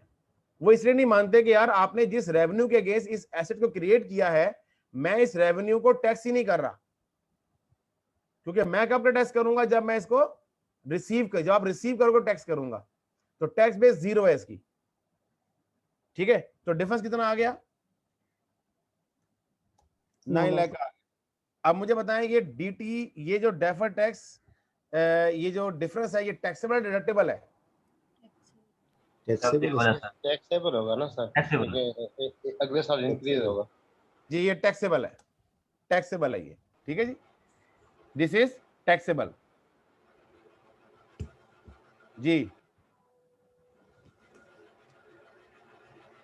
क्लियर है? आगे चलें।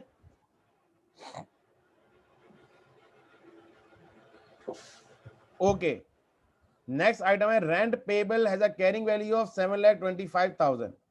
ये रेंट पेबल है। अब बताएं ये एसेट है लायबिलिटी है? लायबिलिटी है सर। ये लायबिलिटी, ये लायबिलिटी है। तो आपने अब लायबिलिटी के रूल याद रखने हैं। ठीक है जी, ओके। इसकी कैरिंग वैल्यू वो कहते हैं जी कि 7,25,000 है, जो बुक्स में रिकॉर्ड की हुई है आपने।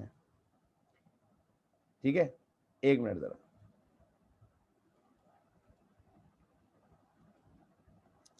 $725,000।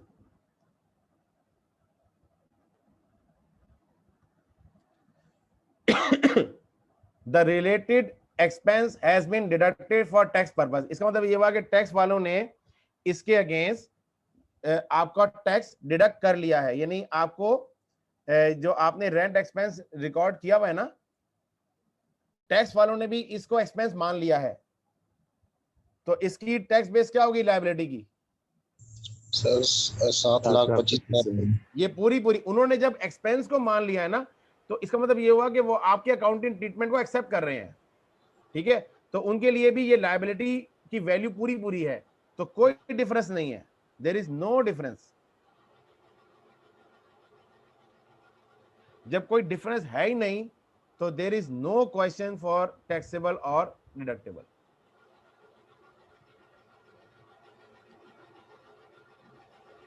Point number 3, very interesting point. Company purchase a machine costing rupees 2355,000। ये मशीन है। पहले बताएं ये मशीन एसेट है लायबिलिटी है? ये एसेट है। ओके, अच्छा अब डाटा पढ़ें। At the end of the year the carrying amount is 1530750। तो कैरिंग अमाउंट लिख लें आप 1530750। ये सी कैरिंग अमाउंट आ गई। एक मिनट जरा मैं इसको कॉपी नीचे कर लूं, फॉर्मेट कॉपी हुआ नहीं। ओके, अब ठीक है, कॉपी हो गया। आगे देखें, the depreciation for tax purpose is 706,500। ठीक है जी, तो आपका जो टैक्स बेस कितना हो जाएगा? 23,55,000,000 माइनस 706,500। आपका टैक्स बेस हो गया 1,648,500। डिफरेंस आ गया। ठीक है, डिफरेंस को मैं एब्सोल्यूट लेता हूं। अब आप मुझे बताएं ये डिफरेंस है, ये टैक्सेबल है डिडक्टेबल है? डिडक्टेबल है सर। डिडक्टेबल है। Very good. ले जी, आपको तो समझ आ गया सारा टैक्सेशन, खत्म होगी बात। ये सवाल आपने सॉल्व कर लिया सारा। सबसे मुश्किल कौन टॉपिक है जब से पढ़ रहे हैं? चलने जी, कोई नहीं मुश्किल। Okay, number 4, the current liabilities include accrued expenses of 5,20,000। अब आ जाए accrued expenses। ये जो ऊपर वाला है ना रेंट, ये जो accrued expenses, ये liability वाला केस है। इसकी जो कैरिंग वैल्यू है ये 5,20,000 दी हुई है। अच्छा, आगे क्या लिख रहा है? It is deductible for tax on cash basis. इसका मतलब ये हुआ कि जब आपने ये अक्रूवल बुक किया है जिस तरीके से आपने ऊपर इंटरेस्ट पेबल में इंटरेस्ट रिसीवेबल बुक किया था ना, ठीक है, जब आपने इंटरेस्ट रिसीवेबल बुक किया था तो उसने उसको माना नहीं था क्योंकि वो कलेक्शन नहीं हुई थी।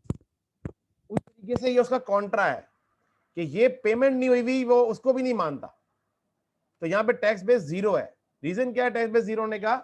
कि जिस लायबिलिटी के अगेंस्ट ये आपने अक्रूवल बुक किया है ना, वो लायबिलिटी के अगेंस्ट एक्सपेंस टैक्स वाला मान नहीं रहा अभी कि वो एक्सपेंस है, क्योंकि वो पे नहीं हुआ हुआ।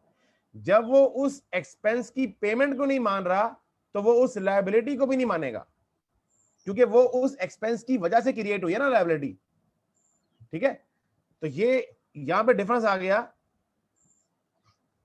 5,20,000 का।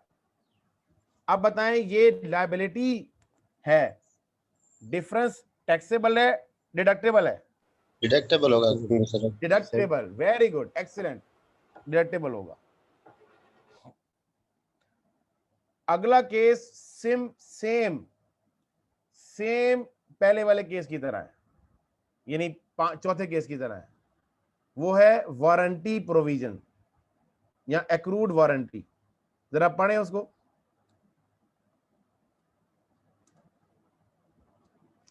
जी, the company recognizes a liability of 5 million for accrued product warranty cost on June 30, 2019. Okay, these product warranty costs will not be deductible for tax purposes until the company pays the claim.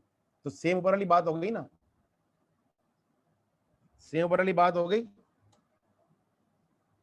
Tax base zero है, ये deductible है, deductible है। Okay, उसके बाद number 5 है, नहीं number 6 है।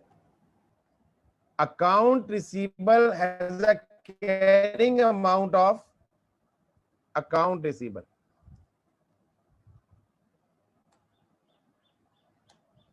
ये एसेट है, कैरिंग अमाउंट ऑफ 425 टेट्रा जीरो।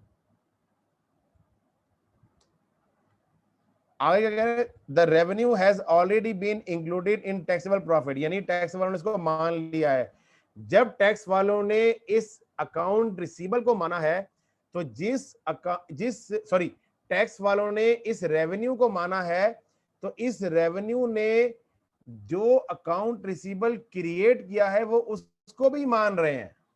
तो ये 4 इक्वल टू टैक्स बेस, बराबर है दोनों की, कोई डिफरेंस नहीं है। जब कोई डिफरेंस नहीं है तो किसी चीज का सवाल ही नहीं है। Number 7, equipment. इक्विपमेंट की बात हो रही है। N equipment costing ₹3.25 million with a depreciation charges on 585 million for the year. Tax allowance of 975 has been claimed. चलें जी, पहले कॉस्टिंग में से ये एसेट है तो पहले इसकी कैरिंग वैल्यू निकालें। 325 टेट्रा जीरो माइनस 585, 266 000 500, और टैक्स बेस कितनी आ जाएगी? टैक्स बेस में से आप माइनस करेंगे 9,75,000, ये आ जाएगा 2275 000। डिफरेंस कितना आ गया जी? 3,90,000 का। जी, टैक्सेबल डिडक्टेबल? सर ये टैक्स बेस काइंडली बता दें कैसे है ये? जी देखिए ना, आप मेरी बात सुने, आपकी कॉस्ट थी 325 000, उसमें से आपने ये टैक्स वाला अलाउंस माइनस कर दिया। ठीक है सर, ओके जी, taxable deductible? Taxable sir, taxable है। टैक्सेबल। और लास्ट है अ लोन। अच्छा, ये एक चीज ना बड़ी इंपॉर्टेंट है कि एक सेंटेंस कहीं पे नोट कर लें आप, बल्कि मैं इसको ना एक्सेल पे लिखता हूं। When any item has no future tax consequences, it's tax base will be equal to या tax base equal to carrying value. बस ये एक रूल ऑफ थंब याद रखिएगा कि जब किसी आइटम का फ्यूचर में टैक्स कॉन्सिक्वेंस ही कोई नहीं है तो इसका मतलब कि उसमें डिफरेंस ही कोई नहीं है, यानी टैक्स बेस कैरिंग वैल्यू में डिफरेंस ही कोई नहीं है। इस चीज को ध्यान में रख के पॉइंट नंबर आखिरी पढ़ें, लोन पेबल, ये लायबिलिटी है 135, ये आपके आ गया, और आगे लिखा हुआ था repayment of loan has no tax consequences. तो इसका मतलब ये हुआ कि इसकी कैरिंग वैल्यू टैक्स बेस के बराबर है, there is no difference, there is no question of taxable और डिडक्टेबल। इसमें बस ये एक पॉइंट था जो इसमें पॉइंट थोड़ा सा आपके लिए शायद नया हो, और इसमें कोई सवाल में ऐसी चीज नहीं थी। This is the end of IAS 12 from my side.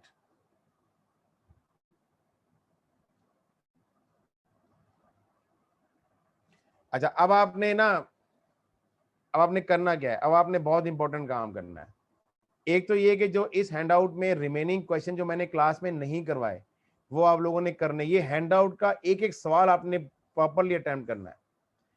दूसरा, जो इमाइल वुल्फ वाला पैकेज है आपका MCQs का, पेज नंबर बनता है उसमें, आई थिंक मैंने वो मेरी बुक में ऑफिस रह गई है, एक मिनट में यहाँ से खोल लेता हूँ।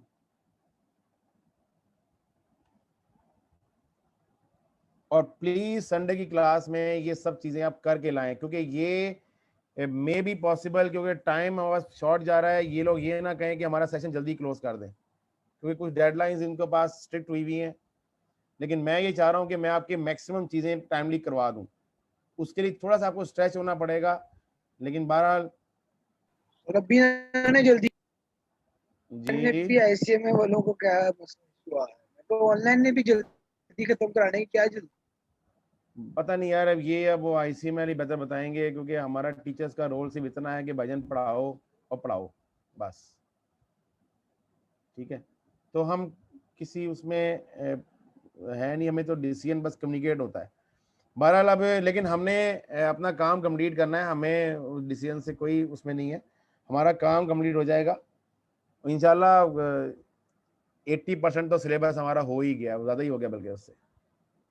अच्छा जी, इसके अंदर मैं IAS 12 मेरे ख्याल से 300, पता नहीं वो किधर गया है, यस 290 के ऊपर इनकम टैक्सेस के क्वेश्चंस हैं, और ये कम से कम मेरे ख्याल से कितने सवाल हैं, ये सारे न्यूमेरिकल हैं, इसमें कोई थ्योरी का सवाल नहीं है सिवाय एक दो के, और बड़े कॉम्प्रिहेंसिव न्यूमेरिकल्स हैं ये आपने 20 सवाल ना मंडे कह रहा हूँ संडे को ना करके लाने, including the handouts remaining questions. Number 1, जो पहला हमारा 1 घंटा होगा ना उस क्लास का 10 से लेकर 11 बजे का, वो हम इन सारे आंसर्स को इनमें क्यूरीज को डिस्कस करेंगे, ठीक है। उसके बाद जो रिमेनिंग 3 घंटे होंगे ना, आई विल ट्राई कि मैं आपको जो हमारे पेंडिंग स्टैंडर्ड्स हैं, जैसे फाइनेंशियल इंस्ट्रूमेंट्स का है और छोटे छोटे स्टैंडर्ड्स हम करवाऊं, ताकि संडे का काम जो होता है ना वो जरा लाइट होना चाहिए, वो हैवी काम नहीं होना चाहिए। संडे को मैं ग्रुप अकाउंट शुरू नहीं करवाऊंगा, क्योंकि ग्रुप अकाउंट थोड़ा सा हैवी है, ठीक है। तो मैं आपको IFRS 15 पहले भिजवा चुका हूँ, अगर मैं अब यहाँ पे ना पेज खोलूं सिलेबस का, ठीक है, ये देखिएगा, अब ये पेज मुझे आखिर में आज ये ओपन करना था। बहरहाल इसमें जो मैं अब निशान लगा रहा हूँ ना, ये हमारा एरिया पेंडिंग है, बाकी सारा एरिया हमारा हो गया हुआ है, जो निशान लग रहा है सिर्फ, ओके। निशान जो लग रहा है एक वो इस एरिया पे लग रहा है, दिस इज एरिया। एक हमारे पास ये IFRS 9 का एरिया है। अच्छा, इसके बाद एक एरिया हमारे पास है IAS 24 का, और एक एरिया IAS 8 का, ठीक है जी। ये एरिया हमारा, बाकी सारा हमारा सिलेबस कंप्लीट हो गया हुआ है, ठीक है जी।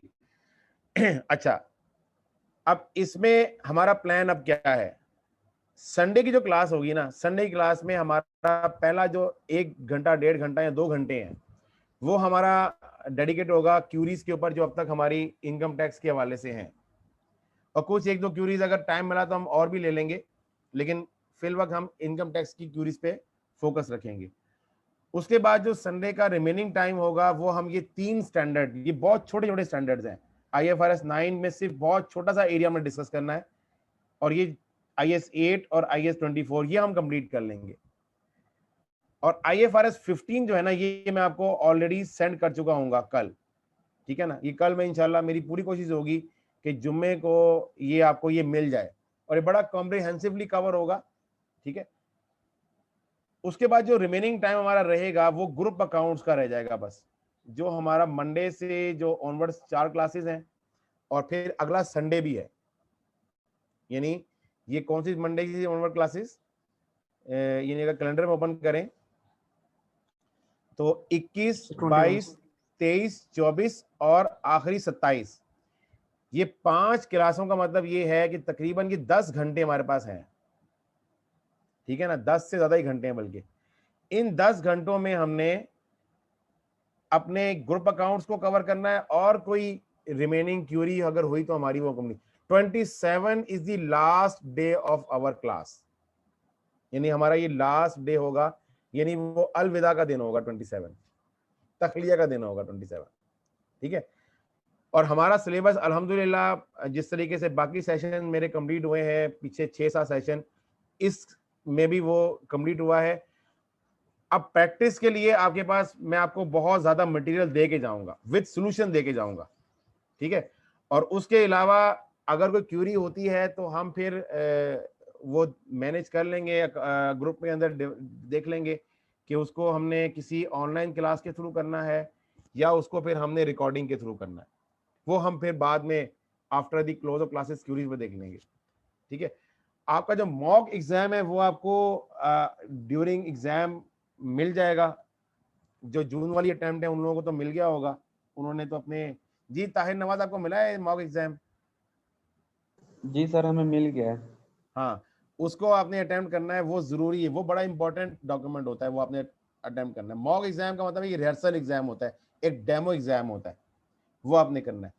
तो ये हमारा मॉक में से पेपर में भी क्वेश्चन आए थे, बात मॉक में से पेपर चले में वो भी क्वेश्चन आए थे। मैं इस पे तो कोई कमेंट नहीं कर सकता, वो जो होता है आ जाए, होता नहीं आए, ये तो उनकी मर्जी होती है बहरहाल देने की, लेकिन बहरहाल मॉक एग्जाम आपको अटेम्प्ट जरूर करना चाहिए एग्जाम से पहले एटलीस्ट, ठीक है। लेकिन जो जून अटेम्प्ट वाले बंदे सबके लिए, हाँ चले वो ओपन करें, उसको कर सकते हैं, लेकिन अभी आप उसको फिलहाल आप लोग ना करें, जून वाले जो नहीं है उनके पास तो बहुत टाइम पड़ा है ना जी, जुलाई का महीना है पूरा कंप्लीट, एटलीस्ट पूरा महीना तो है ना। उसके बाद मेरे ख्याल से अगस्त के मिड में जाके होंगे एग्जाम, या लास्ट में जाके होंगे अगस्त के, वो जो डेट आएगी, ठीक है। तो this is all about what we have, what is the plan of remaining classes. लेकिन अब जो संडे की क्लास है ना, इज वेरी इंपॉर्टेंट, क्योंकि यहाँ पे हमने कम से कम ये IAS 12 के हवाले से चीजों को कंप्लीट करना है। Any question so that we can close the session today?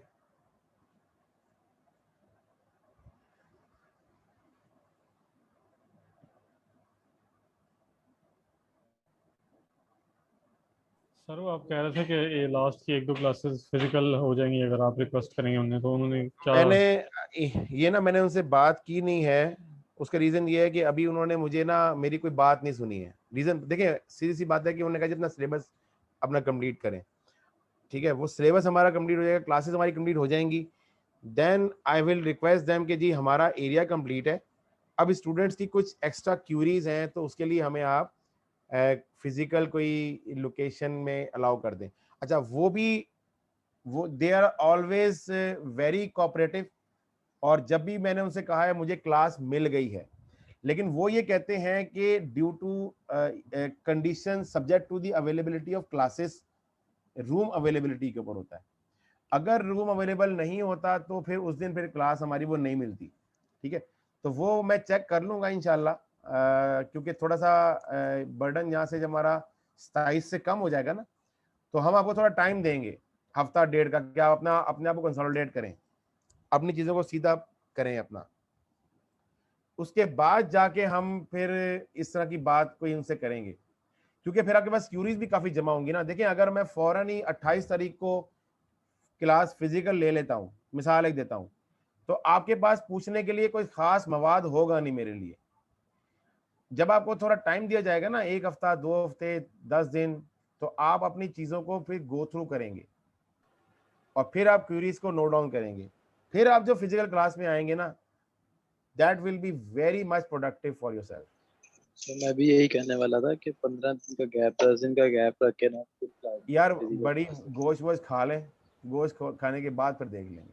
हाँ जी सर, ये ठीक है, जुलाई का आ जाएगी ना, क्योंकि यासीन साहब ताकत शकत आ जाएगी ना, गोश्त वोश्त खा सर। हम लेंगे। बिजी भी बहुत हैं ये बड़ी ईद की मुझे वजह से। पता है आपकी बिजनेस की नेचर भी उस हवाले से ज्यादा है, आई एम वेरी, ठीक है ना। तो आपका तो खैर ये ओढ़ना बिछोना है ठीक है ना जी भाई, अल्लाह पाक का निज़ाम है जी, ये तो सिस्टम बनाया हुआ अल्लाह पाक ने, रिस्क का वसीला बनाया है, बड़ा अच्छी बात है, बड़ा अच्छी बात है जी। तो अच्छा, नाजिम है जी क्लास में, या नाजिम बड़ी दिनों से आवाज नहीं आई उसकी? यासीन साहब नाजिम किधर है, आता नहीं है वो क्लास में? सर वो जरा असाइनमेंट्स हैं आजकल बहुत ज्यादा, तो थोड़ा काम उसको रिलैक्स कर दें। नहीं सर, तो आपको रिपोर्टिंग है वो? जी सर। अच्छा, चलें ठीक है, उसको आप तो कर ही देंगे, खैर माशाल्लाह उसको कर देंगे। इसी वजह से सर वो कहते हैं एक क्लास ले ले तो एक जो दूसरा जो टेकअप कर ले। चलें, ये बड़ी अच्छी बात है, चलिए अच्छी बात। चलें जी, बाकी सब लोग भी उनके लिए भी यही है कि आप अपना ये चीज़ें कंप्लीट करें और संडे की क्लास में ज़रूर क्यूरीज के लिए आएँ। उसके लिए ये भी हम कर सकते हैं कि पूरी क्लास क्यूरीज पे लगा दें, ठीक है। लेकिन मैं चाहूँगा कि जो हमारे जो छोटे स्टैंडर्ड्स हैं ना, IFRS 9, 24 और 8, ये छोटे छोटे मैं आपसे डिस्कस ज़रूर कर लूँ उस दिन में, ताकि आपका ये एरिया भी कंप्लीट हो जाए, ठीक है ना। और ये इतना टेक्निकल एरिया नहीं है। IFRS 9 है टेक्निकल, लेकिन हमने जो पढ़ना है वो बहुत छोटा सा एरिया है, ठीक है। उसके बाद ग्रुप अकाउंट्स के अंदर मैं ज़्यादा टाइम इसलिए ले रहा हूँ कि ग्रुप अकाउंट्स को ना हम अगले सेमेस्टर के लिए भी थोड़ा सा पढ़ लेंगे, क्योंकि एक ग्रुप अकाउंट्स में ना हमने पढ़ना है बैलेंस शीट कंसोलिडेशन, ठीक है, और एक प्रॉफिट लॉस कंसोलिडेशन पढ़नी है। लेकिन मैं चाह रहा हूँ कि मैं आपको थोड़ा सा इतना करवा दूं कि जब आप नेक्स्ट सेमेस्टर में जाएं तो आपके बेसिक कॉन्सेप्ट वहाँ पे बने हुए हों और आप जाके जस्ट उससे आगे चलें, ठीक है। तो उसमें कोई 3 से 4 क्लासेस मैंने डेडिकेट रखी हुई थी, 1.5 घंटे वाली, तो 2-2 घंटे वाली 3 क्लासेस हो जाएंगी, यानी मंडे, ट्यूसडे, वेडनेसडे। फिर जो थर्सडे और संडे होगा अगला वाला, यानी जो 24 तारीख होगी और 27 तारीख होगी, वो फिर हम अपनी क्यूरीज पे देख लेंगे टाइम, ठीक है जी। Any other clarity, any other confusion, any other question you can ask?